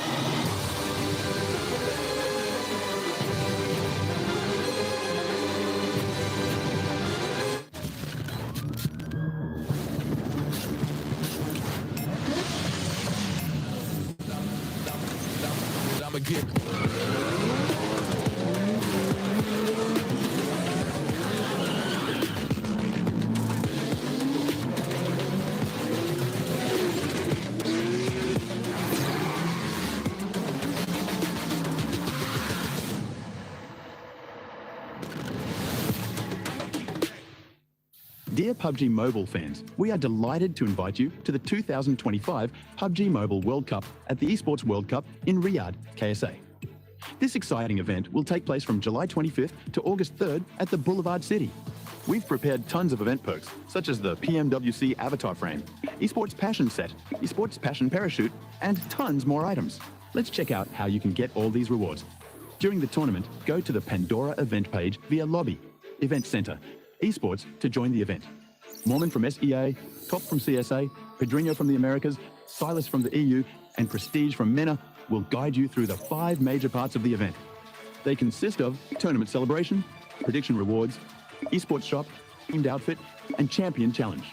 Join these activities to earn rewards and collect esports tokens to redeem even more gifts in the esports shop. The more esports tokens you collect, the better rewards you'll get. You can get up to 2,870 esports tokens from the prediction event. It takes place from July 23rd to August 5th and consists of 3 stages that coincide with the tournament: group stage, survival stage, and grand finals. During the group stage, get 20 esports tokens by predicting the 8 teams you think will advance directly to the grand finals. Each correct prediction will grant you an additional 60 tokens. Make a total of 3, 6, and 8 correct predictions to get 300, 680, and 720 tokens, respectively. you'll get another chance during the survival stage to guess the other 8 teams that will make it to the grand finals. The rewards are the same as the group stage. During the grand finals, you must try and predict the ultimate champion. Just predicting will grant 30 tokens, and a correct prediction will grant 400 tokens. If you're unsure about your predictions, you can let your friend's predictions guide you. Find someone reliable, copy their predictions, and wait to be rewarded. The 3 prediction rounds take place on July 27th, July 30th, and August 3rd at 10:45 UTC 0. Rewards are issued the second day after each stage ends at 4 AM UTC 0. You'll receive esports tokens based on your prediction results. Note, esports tokens don't expire and can be used in future esports events. Who do you think will be the ultimate champion? Join the 2025 PMWC event and share your predictions. Invite your friends to join the predictions and watch the tournament unfold.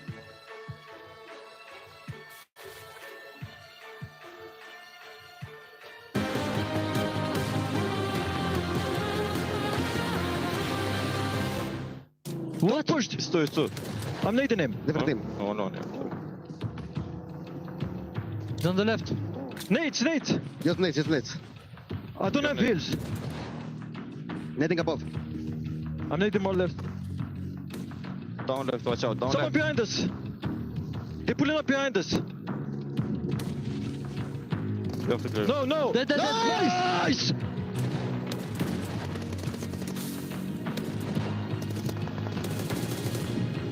مسك ناس باقي بعيد بس حجي اطلع يسار اطلع يسار حجي اطلع يسار خذ الصخره اطلع يسار خذ الصخره سكه اطلع فوق طالما اشوف من فوق حجي من فوق سكه يسار حبه دو بس هذه هي شوفه سكه بس خلاص حجي بيطلع نايس ريال لا وحشه حجي واحد حط هاي السيرو بيزي يدك هذا حجي Well, we posed the question this Miramar, can Regnum Carrier shore up their defenses? And they said, yes, we can. They get themselves the victory on Miramar, on the Dusty Dunes, to be able to keep themselves in the challenge to lift that trophy at the end of the tournament. Welcome back to the desk here with 7, with Maxman. Regnum Carrier shores up the defenses, Maxman. Wow. To be like, they just got center very early on and they just held down the 4. It was a pretty straightforward game for Regnum Carrier, which you have games like that. They kind of played the Korean way, which is just like central compound, we defend. This time it was a dip though, a little bit different on that side, but very good to see them because they were like in the middle of the rankings for a big portion of today. That's going to, again, solidify their position in the grand finals. 24 points on board. Regnum Carrier, Silas, the dream is still alive. He can take home this PMWC trophy. Wow. I think with those 24 points, easily they're going to be going to the grand finals. As you mentioned, they were there towards the bottom. Now they're not going to have to worry about that. One team, though, that we saw something during that match, Hora Esports, as soon as they ended up eliminating one of the players from Alpha 7, they just fully sent for it. So yeah, Alpha 7, your chances are absolutely gone. A team that might actually have a chance here, though, Max, Influence Rage. They've turned it up, especially in Miramar. Oh, I thought yeah, sorry, I'm just sighing because in 16th place it's Yangon Galacticos, and we could have almost seen Maxman's zipline of the day. It was this close. I thought they were going to drive it on the. I say zipline of the day. It would have been zipline of the year because nobody ever takes the ziplines. No, only Amina calls zipline plays, and it did not work out over there. I remember Marcelo had a really bad time. Yeah. But to go back on your point of Influence Rage, actually, they had a very central position, just like Regnum Carrier, right? Yep. But the defense they set up was really strong because they understood eastern side of the compound, we're just going to give it away. E-Arena, RA, all those teams want to take it. It doesn't matter. We'll hold on to the western side, which is closer to the center of the circle, and because of that, we can get a bunch of eliminations. Little Boy in particular stepped up big time. Well, of course, we have our head-to-head presented by the Saudi National Bank. It's Yangon Galacticos and Influence Rage, and for one more game here, 7, they have got to step up.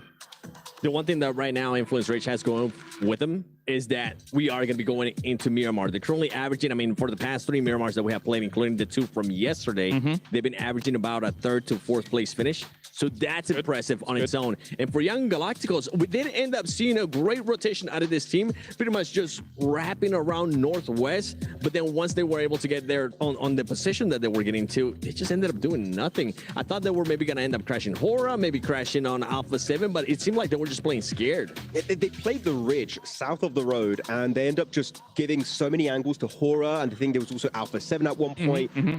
They were very indecisive, and unfortunately because of that, they just get completely collapsed upon and can't do anything off the back of that. So it was a good rotate. Unfortunately, the later stage was just not as good as... Oh, actually, Regnum Kai, 8.67 average, Elim. That is pretty high on Miramar. And on this one, for the top 5 teams from Miramar, I mean, you just heard me mention Influence Rage. Another one, R8.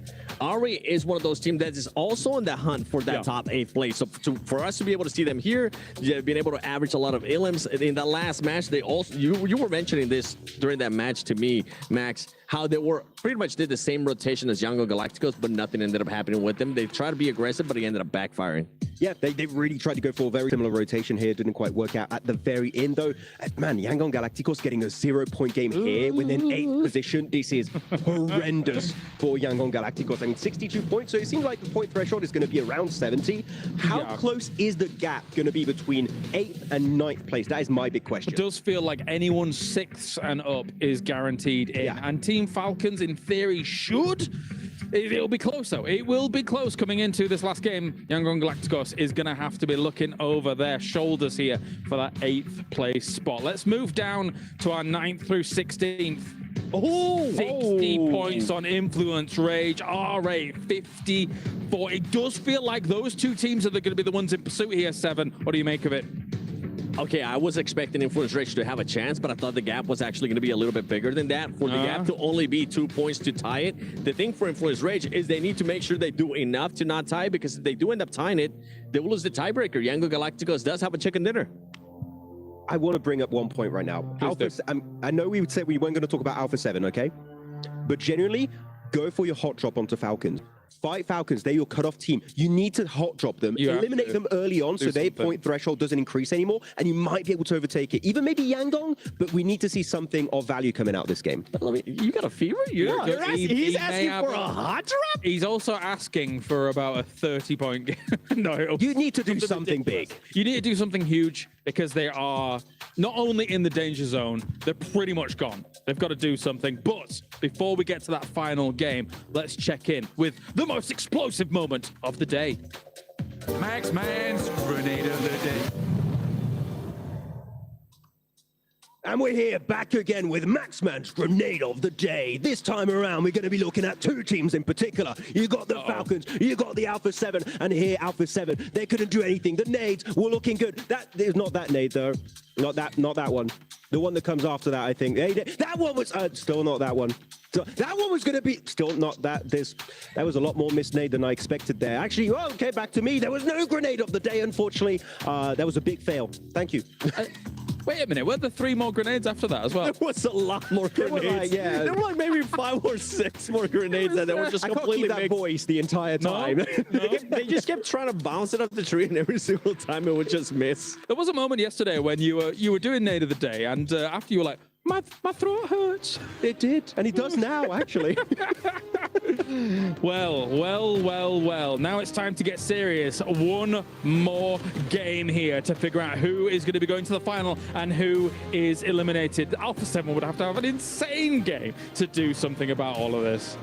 There's a chance. Remember, this team has been able to get a chicken dinner with 19 eliminations at one point. So if there was any team to do it, it would be them. But it's going to be far-fetched because a lot of those teams at the top. You've got to go massive. It's time now for the Miramar, the final Miramar, to determine who moves through into the grand final. Casters, bring us it. Thank you very much, Kalaris. Myself and Blank in position for this one, and we can't wait to kick it off. The final game of the survival stage, culminating in 2 days of play here. Only 8 teams will make it through. And as we've already alluded to, the chance that our defending champions, the team that were just on your screens, might not even make it out of the survival stage, Blank.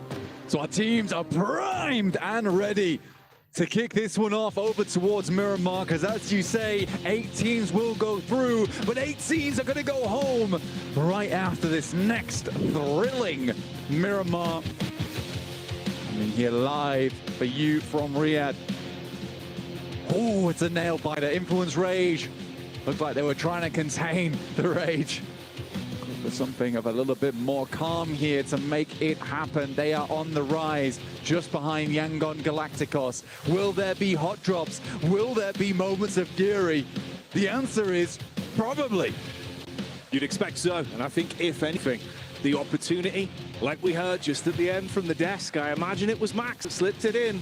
Hot drops. What are we going to see? Because for some teams, if you know that's it, if you know realistically your journey's over, maybe you try and throw a spanner in the works for some of our other squads, the potential heat that is going to be building on this one. A lot of storylines, and we'll bring them to you as the action develops. There's an interesting thing here, because Alpha 7, like the guys on the desk said, they're pretty much gone at this point. It would be a miracle. One of the best games in PUBG Mobile history. The Team Falcons, on the other hand, they're at 70 points. There's a potential two teams overlap them. And who else drops in El Pozo other than Alpha 7, as well as Team Falcons? Will they go for something spicy? We'll have to wait and see as teams start to get out of the plane.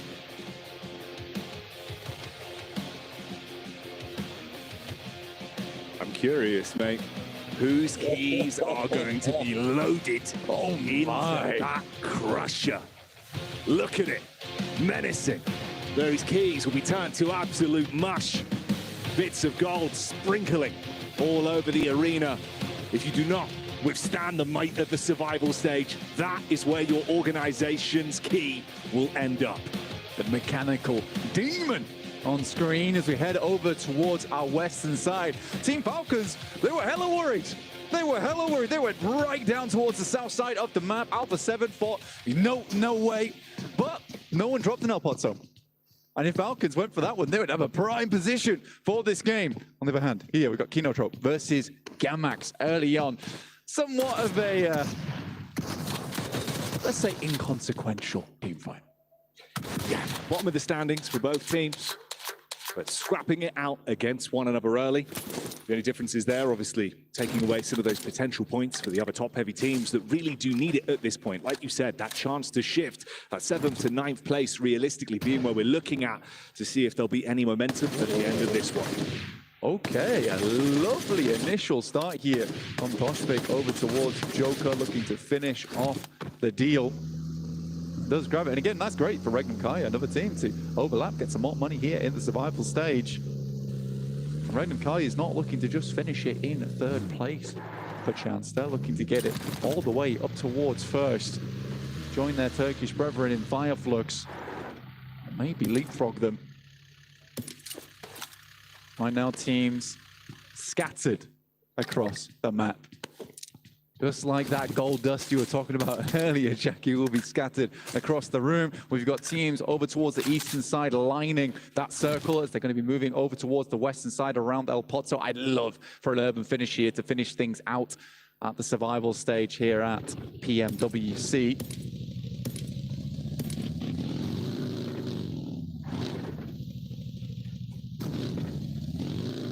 Influence Rage as well. You think, based on what we saw in that previous game, right, a head-to-head for the chicken dinner between them and Regnum Kaya, the difference it would have meant if they were able to steal away those extra points, push themselves further up, guarantee themselves a pathway into the top 8. Now it's all coming down to this one last game to do just that. Intense game being the name to focus on here, though, as they pick themselves up one elimination point early. We do get to see the rotation from Influence Rage. Non-ship Red Force relatively close by as well. Horror Esports just off in the distance. Looking to avoid, that's their rank B void here in 9th. Not able to make it in towards that top 8. Non-ship Red Force is a dangerous team. They've displayed themselves as an aggressive team as well. Scrapping, furious. Influence Rage, as angry as they are as a team, not comfortable taking them to task. There's the Falcons, not in their natural habitat within the cave.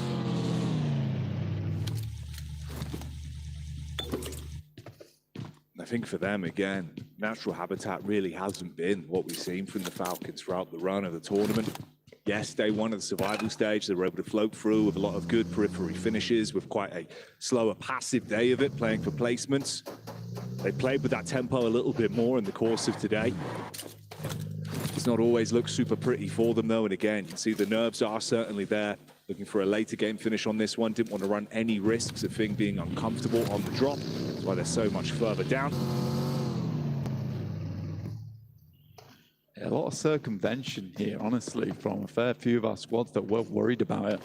Remember, there's 8 teams with almost reckless abandon going into this final match, realizing that their chances are dashed in this final game of Miramar. There's only a few that can make that gargantuan leap to get towards that top 8.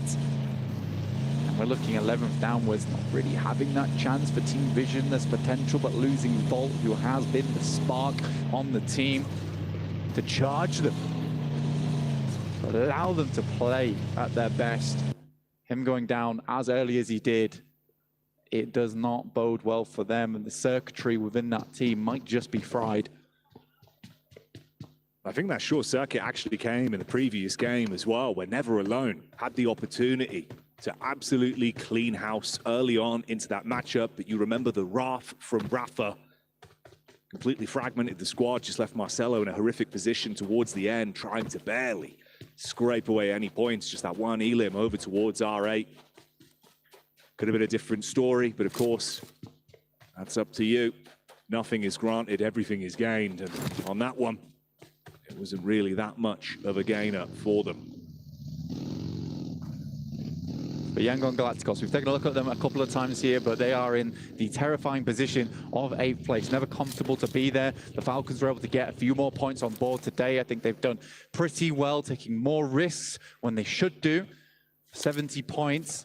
There is that big step down, though. Right, there's a chance that Yangon Galacticos can get over towards that region, as can Influence Rage, and by no means are Team Falcons safe just yet, and they know it. I think this is a pivotal moment for Team Falcons. If they get in towards that grand finals, I think they'll feel a lot more comfortable in their play. Like we said, I think that they actually needed the practice here in survival stage. There's a lot of pressure riding on their shoulders, and this would alleviate some of it.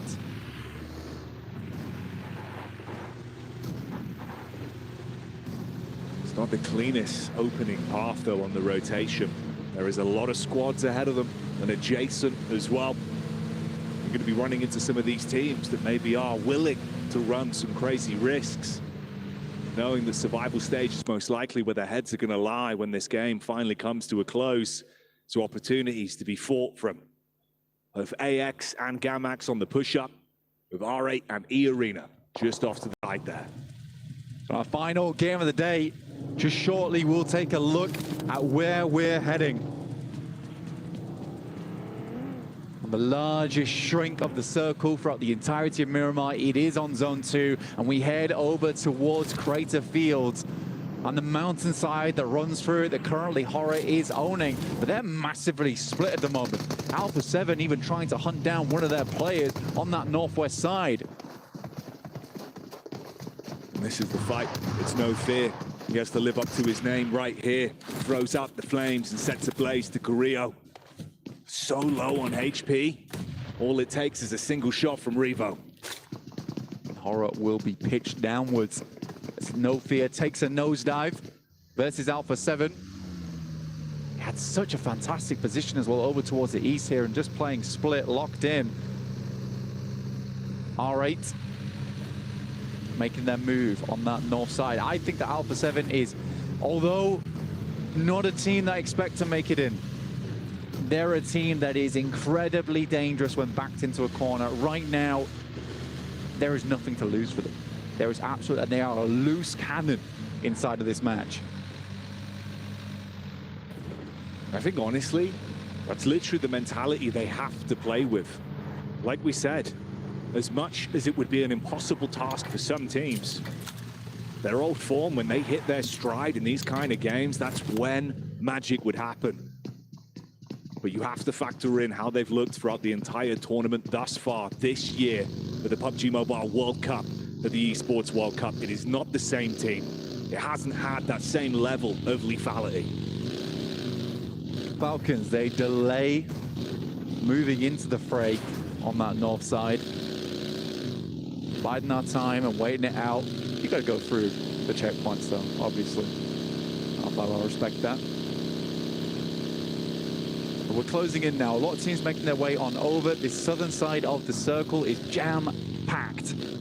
AX, Kinotrope, or at least what's left of them. Power also, who took an early dip on that last game. Yangon Galacticos on that western side, getting peppered right now by Gamax and potentially over also Alpha 7 shortly.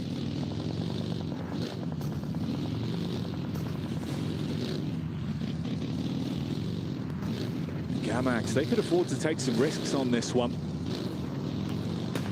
Alpha 7 not wanting to dilly-dally there, instead committing to their rotation and looking to get themselves into a better position rather than being caught up with a fight where they could be stabbed in the back by Gamax.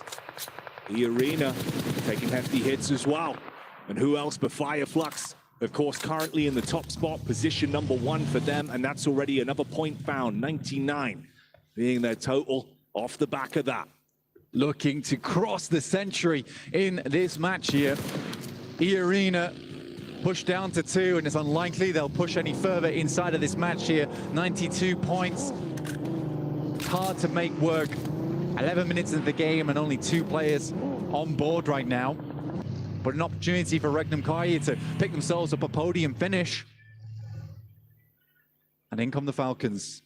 Finally making their way down. We get another circle shift and we're heading over towards the high ground on that eastern side. Nongshim Red Force already set up.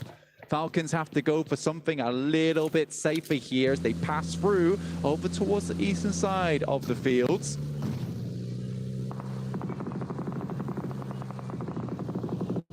They took a few shots. The paint on the cars being chipped off. But we can focus up on what's ahead of us.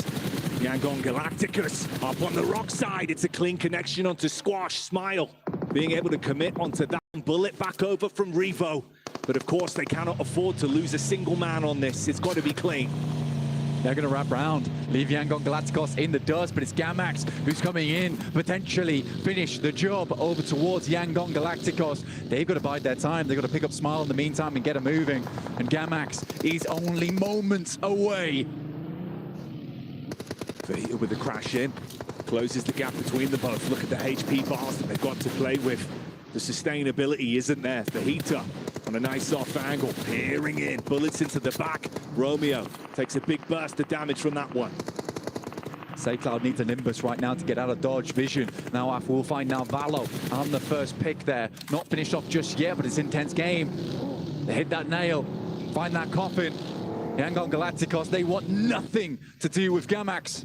They wrap round a similar angle to Alpha 7, watching off in the distance. They lost Squash, the new man on the block that's been consistent for the team, but right now, he's gone. It's just down to the core 3 from Alpha 7. Fitting that it's the title holders themselves. Power, Falcons. Similar situation with that last elim that came through from Fireflux. They just jumped into triple digits. Teams will have to bear down upon them and fast. Right now they're on the eastern side coming through from Hacienda, and it is open ground that they have to pass through. You can see players have been taking tags from their side. Easy, up close and personal with the Falcons playing inside the concretes. They have vehicles to work with. You can see the buggy. Only one wheel left to going.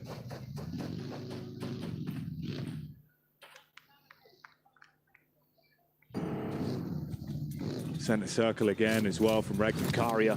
Influence Rage close by. Two teams that went head-to-head for the chicken dinner into the previous matchup. A lot riding on this one. You can see the move up as well. Gamax swerve round Yangon Galacticus as they make their move. And the interesting thing with Power as well, Easy, I think his position's been undetected. He got clear vision onto the Falcons, didn't take the first shot. Instead, he can play off his teammates when their attention is turned and they've got to go for the move. He could sideswipe them. Let's try and move ahead. You're right. They're going to have a backstab potential on their hands, which is never easy to deal with. Yangon Galacticos currently struggling, though. Constantly hounded by teams here from Gamax, who have taken a bit of a split. Fajita waiting down low. And do they even know his position? As they head over towards Horror right now. Ragnar finding shots over towards AX. Scarface is taken low there from R8. And they'll have to move, Jackie. In the meantime as well, we saw a shot over onto Alpha 7 from Horror. Ooh, quick peek up. Thought he could grab that one, but the response is good from Yangon. Crosshairs instantly flick up, their eyes light up as they grab onto the knock. They're hanging on, the speed at which they're flicking around as well. They are hyped, filled with adrenaline going into this match, knowing that their life's on the line here in terms of the tournament. Judo finding more players over towards Vision, but they clap back over towards APK. Say Cloud on the high ground. These shots are just not hitting, Jackie. Sleepy, looking shaky. Didn't instantly bite on the bait that was shown from Say Cloud. And when he did go for the spam, a few bullets going awry. Quite a distance firefight on it, can't commit onto the knock, and he's being flanked from the back line. Turns his attention. Meanwhile, Gamax as well being hit heavy by Vision, still being able to at least respond. They lost 2 players off the engagement, but go 2 for 2 in the fight so far. Yangon Galacticos shopping around right now, but no, apartments are open and they are struggling to find a home inside this circle. Influence Rage, Diego will find a shot over towards Revo. Inside the shack and more damage done. Sleepy finds Mafioso. 1 player left remaining for Alpha 7. With that, Vision received the final curtain call in the survival stage, going down to Gamax. Intense game, just inches away from Fajita as well, trying to keep himself out of dodge for now with the smokes to protect himself. Like you said, Alpha 7, it's been uncomfortable. Twice Revo has gone down. Twice they have had to get him back on his feet. Supplies have got to start to run low. Easy continues to be terrifying prospect there on the south side for the Falcons. Hasn't whispered a word, laying in wait. Yangon Galacticos have come through some pretty tumultuous situations. The caltrops were laid down for them and they swerved, they've avoided, and they've made it in with some tumbles, some rolls, some dashes to get towards this position. The circle continues to move out of their reach. So how will they play out these next couple of minutes to make it in? Intense game, Alpha 7, Gamax all weakened, all injured. It's a full 4-man squad from Yangon. I'll take that back. 1 player gets knocked and will get shut down. That's by Sleepy. Sleepy's been doing a great job from the angle up top. But look at this. R8 moving on in to join the party to split down the middle. Meanwhile, Easy, he's been biding his time for so long on this, but the rest of the squad has come over to assist. They look to fight up close versus the Falcons. Good chip damage onto Ragnar. Redox confirms onto that one. Tries to finish him off and will do so valiantly. Still pushing over, but the nades come in. The Falcons get finished. Fajita's the one to send them out as they fall. And Power live to fight another day. At 71 points there, Yangon Galacticos is furious going into this game. They have a real stalwart game so far. It's looking worrying. Fireflux move on top of AX, only losing Scarface, and it's an immediate removal from them. But what's terrifying for the Falcons is Yangon Galacticos are still going. Influence Rage with 4 players are in a prime position on that eastern side. They are not through yet. It comes down to the bitter end, and this is the issue. You have left the fate of the Falcons in the hands of the other teams in the lobby. 8th and 9th position with a huge opportunity here. Last game, leave no stone unturned. How will Yangon Galacticos play this next maneuver? Much like that zip line above them, they would love for a straight rotation directly into the circle. And they're going to move over towards Kinotrope Say Cloud making the first move here.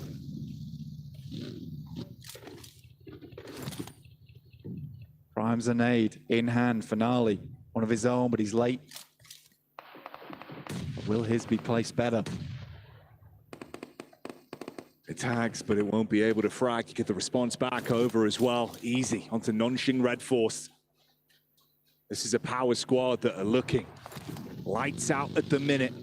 Fireflux stealing away some of the opportunity on that one with the response from Binny's Bonnet and the follow-up from Tizzy.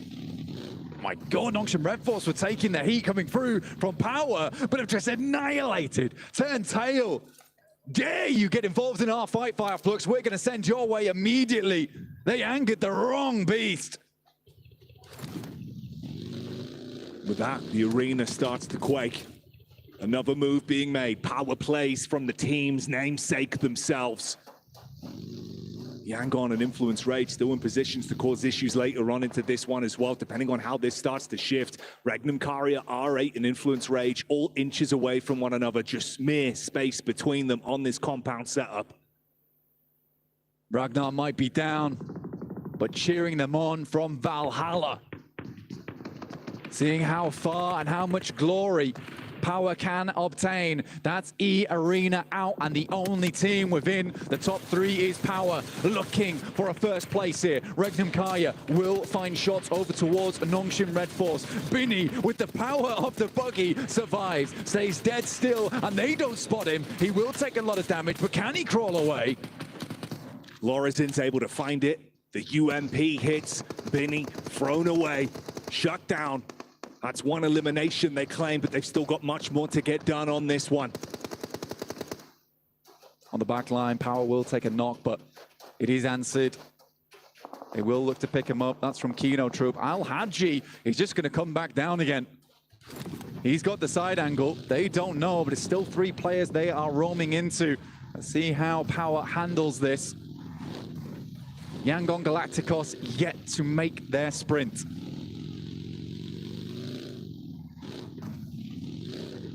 When push comes to shove for Heater's position, can it cause issues in the backline? Have they forgotten about him? The solo man from Gamax that tucked himself away quite some time ago. Influence Rage watching on. A fantastic position for them that they can work, but they will have to move. Yangon Galacticos up against Gamax. The first is found. It's from Kino Trope to steal that one away. So Yangon still only up to 2. Looking for the res, but they're trapped in the tunnel. Jiggle will find Carrillo as well as Mafioso. Alpha 7 being collapsed upon as Horror outdo them. On the push down, Alpha 7 are removed from the battleground. And those reigning champions not having an opportunity to show us the might they were made of last year, falling to the wayside. Tamra look to back things off, causing Voice from Power a little bit of a problem, but it is Al-Hadji, puffs out his chest, will send them away. Playing on 2 fronts right now. Nongshim Red Force did send forward with Tizzy. Romeo made it into the circle for Yangon Galacticos. With a lasso, he needs to grab the rest of his team and pull them close. Oh, sideline shot, it's quick from Pedrino. Up close against Kinotrope. Tamar trying to deal some damage back, but you could not stop this man. Intense game, showing us what they're made of here. Yangon as well pushing up with the opportunity that's created. They know that Kinotrope were laser focused on that angle. Now they've got room to move. This was the fight in the backline from Horror as well. Pedrino with a 1v3 makes it happen. We were watching Alpha 7, but what a display of fortification coming through from Pedrino. He was clean with it last game, makes it happen again. And for Intense Game, despite them in 12th place, what a highlight reel for Pedrino in the last 2 games. Haji causing issues as well. Power Esports, pinpoint perfection. From the hillside, bullets down, Smile, knocked over instantly. That's Yangdong in a really rough spot now. Yangon Galacticos. Say Cloud looks to move out for Influence Rage. This is massive news for them. They could overtake, and that 0-point game, last match, could just be the thing that tips Yangon over the edge. Tucked into position. Got to slow down the pace on it. No opportunity to get the third man back up. Just play as the duo from this. That smile now fully confirmed, of course, from the knock that we saw earlier from Al Haji. You still get the establishing shots of Influence Rage, Regnan Karya, and R8. Influence Rage need to make a move slightly sooner than R8 as well, unfortunately. Little boy sends down towards that south side. Fahid moves up over towards Nongshim Red Force. Do they know that Tizzy's playing in this position? Diego spotting over towards Horror. A nice little angle. Nades start to get sent off over towards R8, who are initiating a smoke train. Going early right now. Nade's been sent in. Regnum Karya will have to withstand, but it's a big nade that splashes large. It's instantly hit them, damage done. They start to advance from it. Nade over the top to give them room to move up, but the vehicle throws in some additional carnage. A misplay from Toshbek. That lands on Silas. The flames burning down the potential control inside of the compound, so R8 can actually close the gap onto them. Regnum Karya struggling now, and Nade goes in. It hits hard, but not quite hard enough. But the boys are holding safe. This will be a big turnaround, and Toshbek making it happen. Huge shot onto Prestige. R8 with the momentum that was provided to them. Thought they could crash onto that one. Yes, they really do throw them into an uncomfortable position, but they could still reset from this. They've got an opportunity to try and save themselves the turmoil. Nades are right on target. It's Influence Rage that are looking to set this one up as well, and they need these points. This is a fantastic maneuver for Influence Rage. They saw R8 push ahead. They've moved round. They find Tizzy. They clear him out. Power Esports down to just the one, but they are so close. They need more placement points to overtake over towards Fire Flux. Jiggle will find Toshbek. Despite the early Molotov and almost cooking his team, he was able to get the turnaround. The great hold overall. Law behind the dead tree. Little boy goes for the peek up. Meanwhile, Diego dealing damage back over onto Fahidan as well. So Power being really thrown into the wind, finished off entirely. Regnum Karya still trapped in position. And unfortunately, the boys from Power will not overtake. A second place comes home, and looks like it's more and more likely to be Fire Flux. Unless Horror can have a massive turn up here. Influence Rage been taken down. Yangon still in the game. Silas goes in for the heads-up call to try and do it himself. Oh, shots this is over. Crazy. Wild, literally going this is crazy. animalistic. The Lanimal brings the claws out, rips his way through Influence Rage. And the sideline shots continue. Horror battling back onto it as well. And Yangon might just have survived long enough. Horror up at 3, look at the challenge for first place, but out of nowhere, in comes SayCloud. SayCloud falls out, finished off by Sky. Regnum Karya up against Horror, the last two teams that remain on this one. Silas, the only obstacle between Horror and taking the first place home here at the PMWC survival stage. It would have to be an unfathomable clutch. The 1v3 from Silas. Show us the style that he's made of. Jiggle looks for the move up. Sky with the first play. First connection's clean, but he can't do more. Regnum Karya fall, and with that, Horror Esports do exactly what they needed to. An incredible performance from Horror. We're going to have to tally up the total slightly later on with those placement points. But with that, Jackie, for Alpha 7, we will not be seeing them over towards the main stage. Regnum Karya has a massive step up towards the end of this one. But Fireflux, Power, Horror, all towards that podium.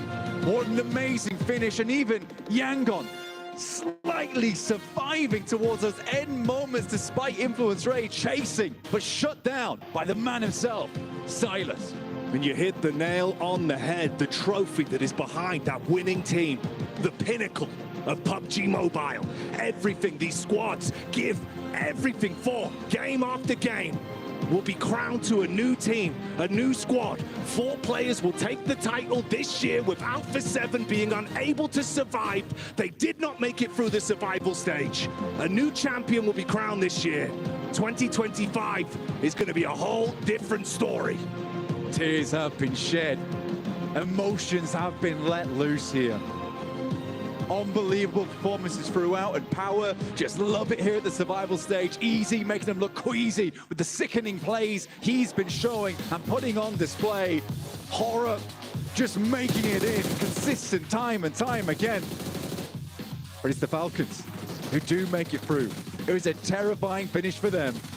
It's crazy how close it was. Falcons potentially could have been lapped. For Alpha 7, they could not do it. Maybe the hunger's gone, maybe the skill ceiling, the gap between the other teams has started to close, but as we've seen here today, Blank, the squads that had to show up, that still had an opportunity to take fate into their own hands, they've absolutely done that. It's an incredible day today. And not only that, yesterday too. I'd go as far to say the survival stage was more exciting than groups, honestly. Teams fought tooth and nail to make this one happen. And play on your screen has done exactly that. It's Koa from the Falcons holding that team together. Much better performance. Ralph has been taking more aggressive plays, IGLing for the team, but this is a sad sight for Alpha 7.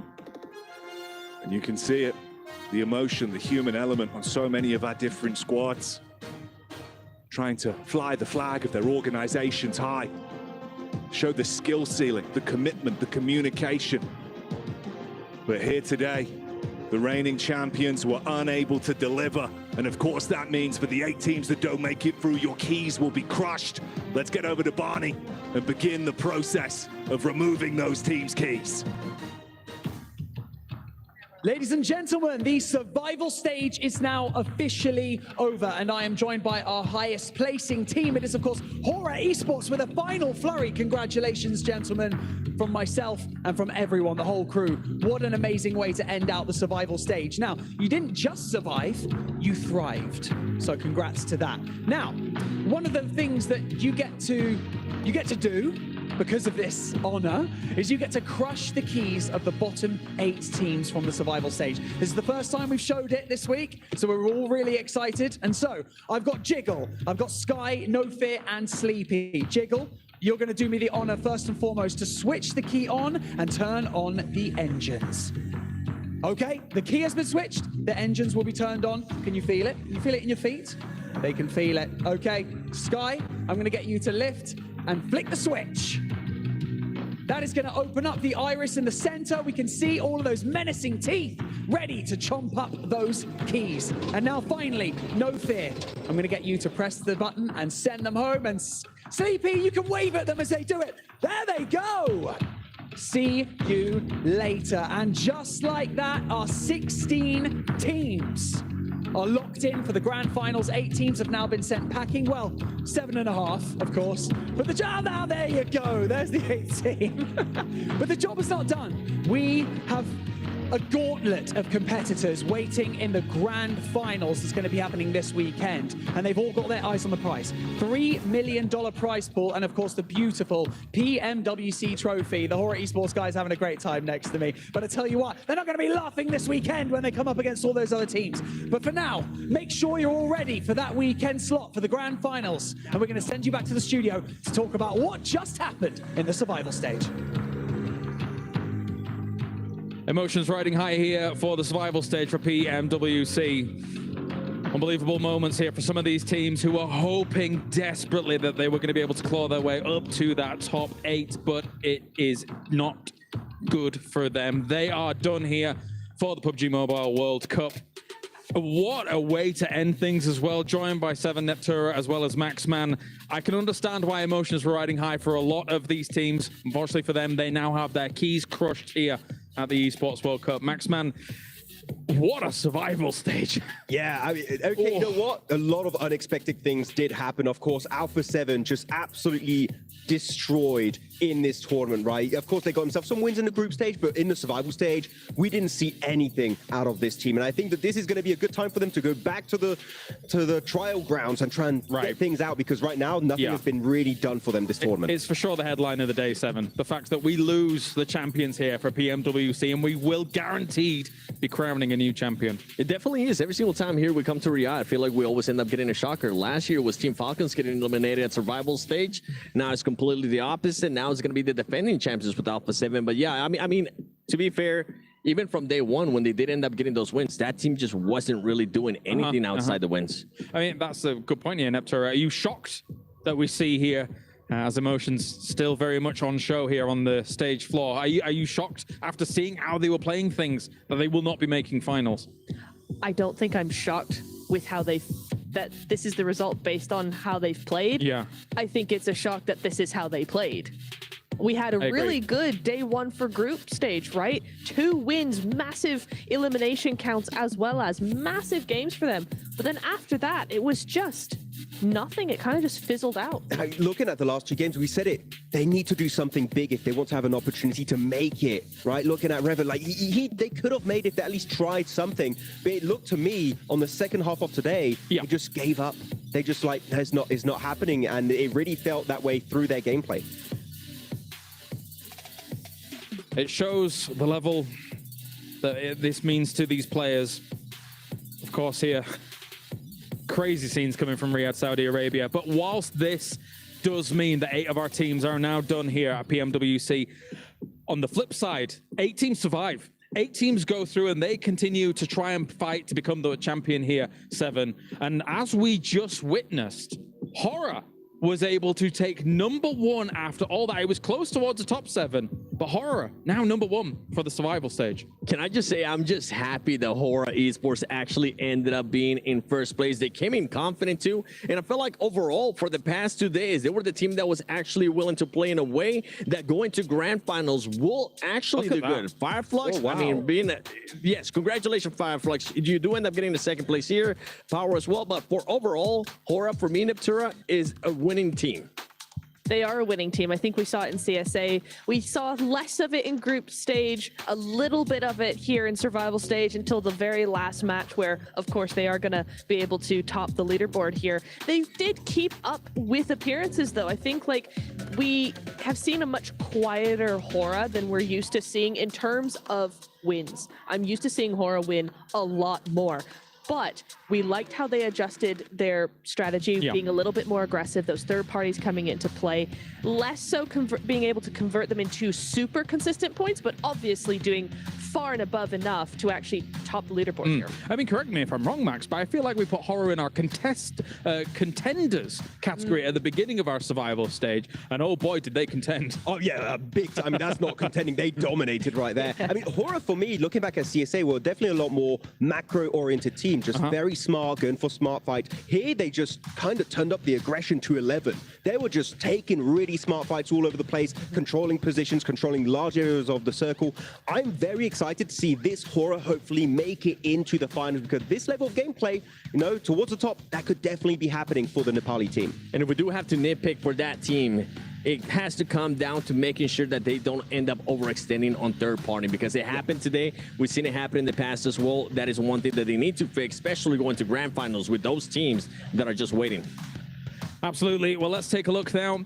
As Yangon Galacticos at the very end were able to scramble it out. Influence Rage, 69 points. Unfortunately for them, that is not nice, as they have got themselves an elimination spot there for all of this. But the big name of the day to go out, Alpha 7 in 13th. Obviously, we've kind of addressed that, and we can move on from that. All these other teams, some teams were so close. It felt like R8 had moments and opportunities here to be able to get into that top 8, Max, man, but not to be. I was really expecting to have R8 qualify alongside Power. Those were the R8, when it comes to teams from MENA that have global experience, this is one of the most experienced global teams out there from MENA. And the fact they just barely miss out is a big, big surprise.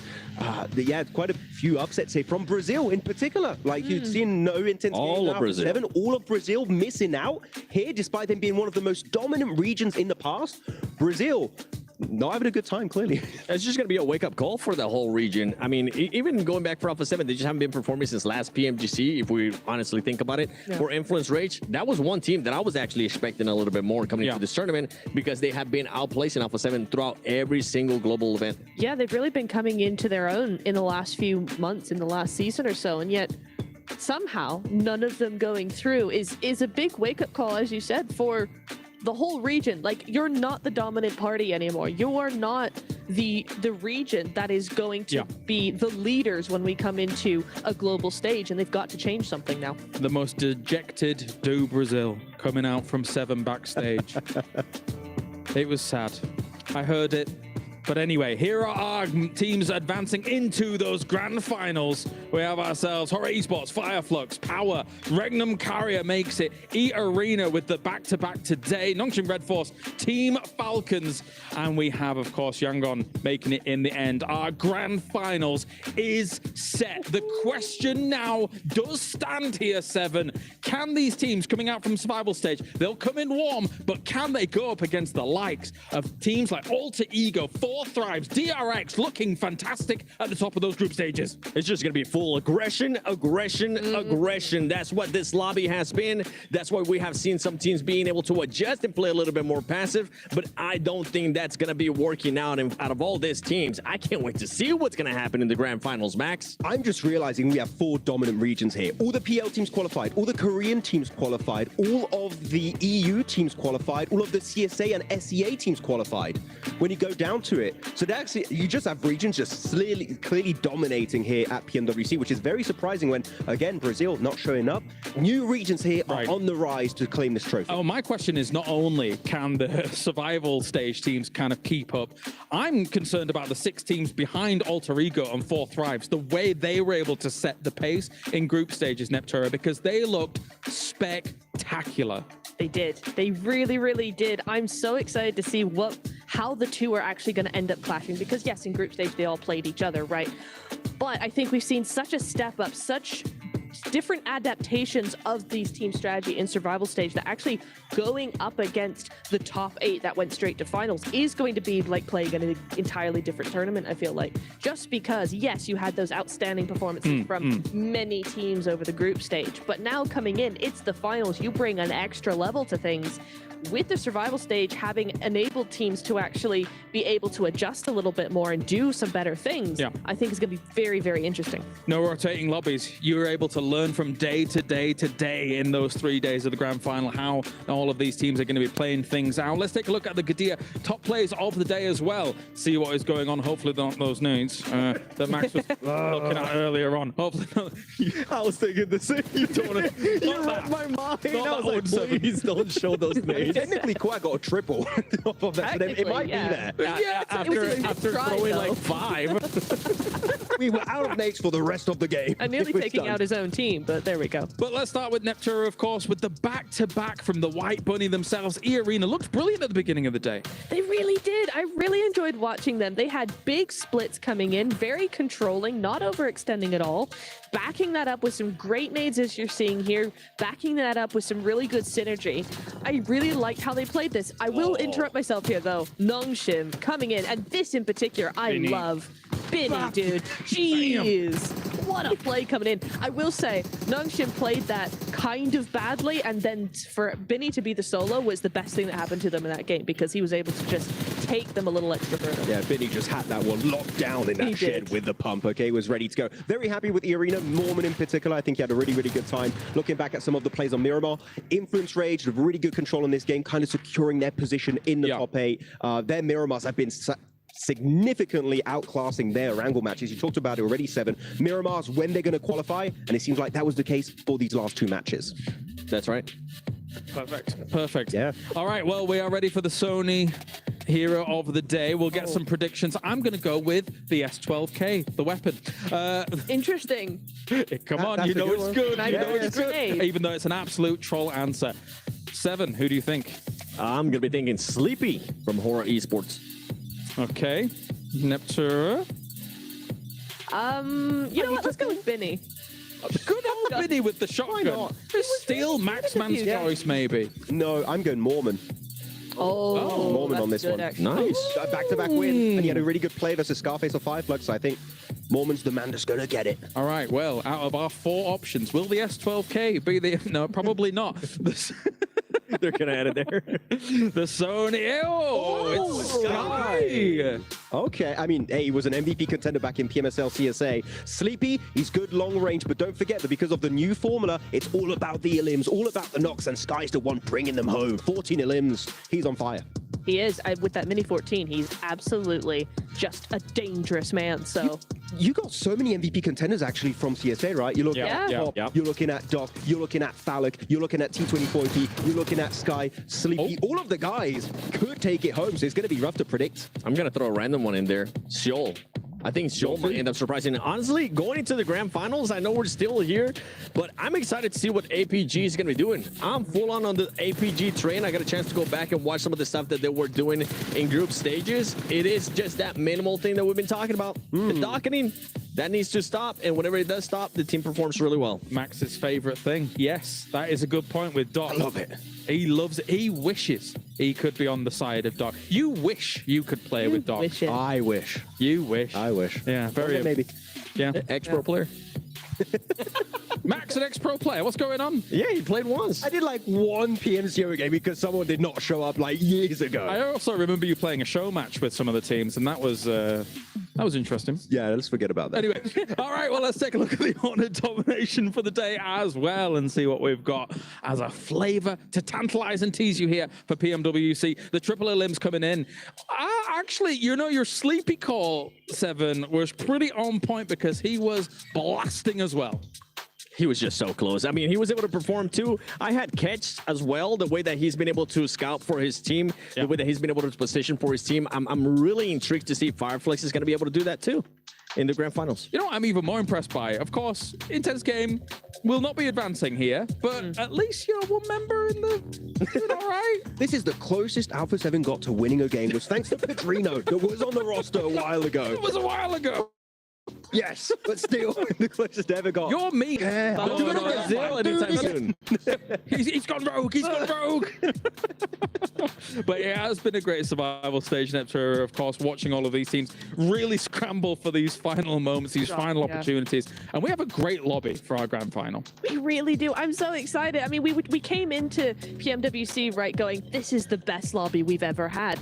Going now into grand finals, this is the best lobby we've ever had. It's looking so good. You've got so many different strategies all coming together to try and battle it out and go, which one's the best? I mean, Hora now starting to do those third parties, but they're more of a passive team over on the outside. Then you've got, oh, who else? You've got Nongshim, who, and many teams like the Chinese teams as well, they all go center. They like to get those 4v4 fights going. You know, 4 Thrives also love their third parties. So it's going to be just very different strategies all coming together on the same map. And it's going to be so interesting because I think at the moment, the meta is starting to split off. It's not just center. This is the only way to do it. You're starting to see different strategies and different metas starting to come into play, and that's going to make for such an interesting finals. A clash of regions, a clash of countries here. It won't be any less. We're here for the PMWC. And of course, you guys at home can be involved in everything that's going on, not only watching, as well as the map stream, I'm going to keep reminding you of that, but also we have the PUBG Mobile Airdrop Carnival, and it is now live this weekend from August the 1st to the 3rd.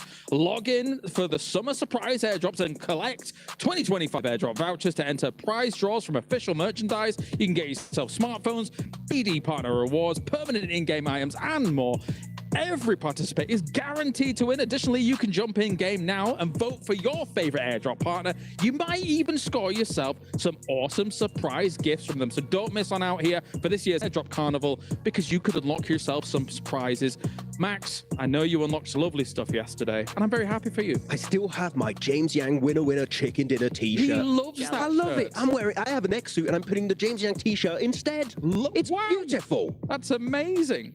Thank you. All right, well, final thoughts before we wrap things up here for the survival stage. Stop laughing. Go on. Alongside with one Nepturo saying now we actually have one of the best lobbies that we have ever seen at a global stage. I'm excited to see how these teams are going to be adjusting. I'm excited to see which team is going to be surprising us as well in grand finals. Nepturo?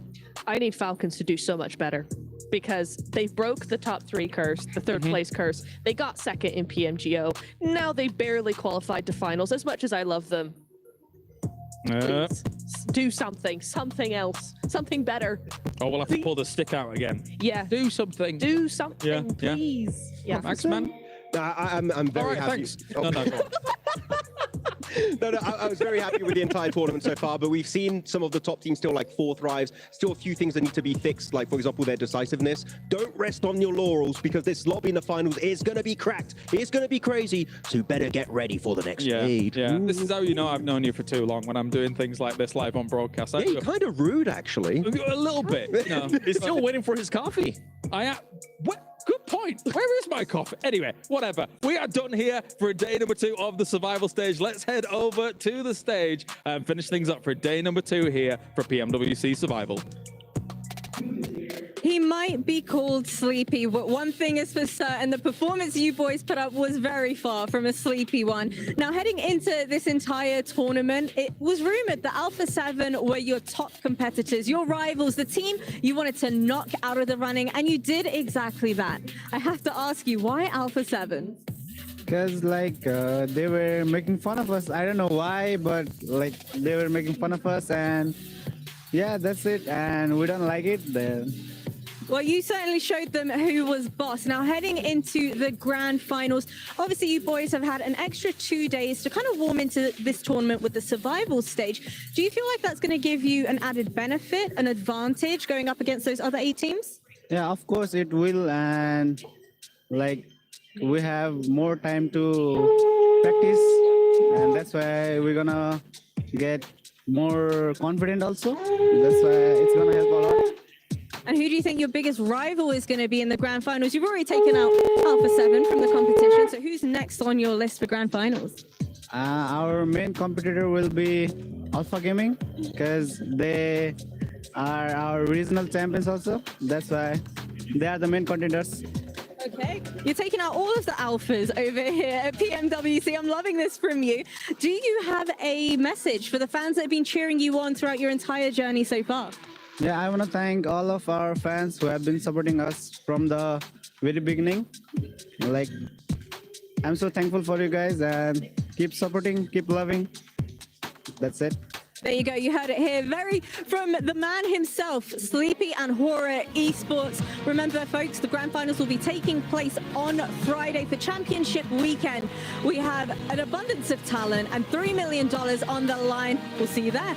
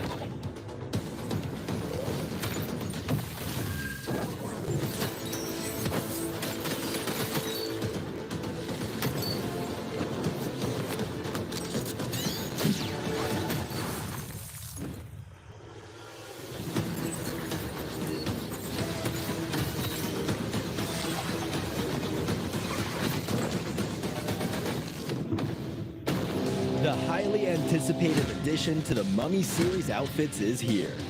Paired with the new Ice Tomb Glider, the Polar Spectrophage set is just what you need to freeze your enemies. Or send them ablaze with the Inferno Fiend set's new upgradable Chained Inferno Uzi. All the Mummy outfits are back. Get them all. Join now and collect the whole series to turn all eyes on the battleground. Event period, July 10th, 2025 through September 2nd, 2025.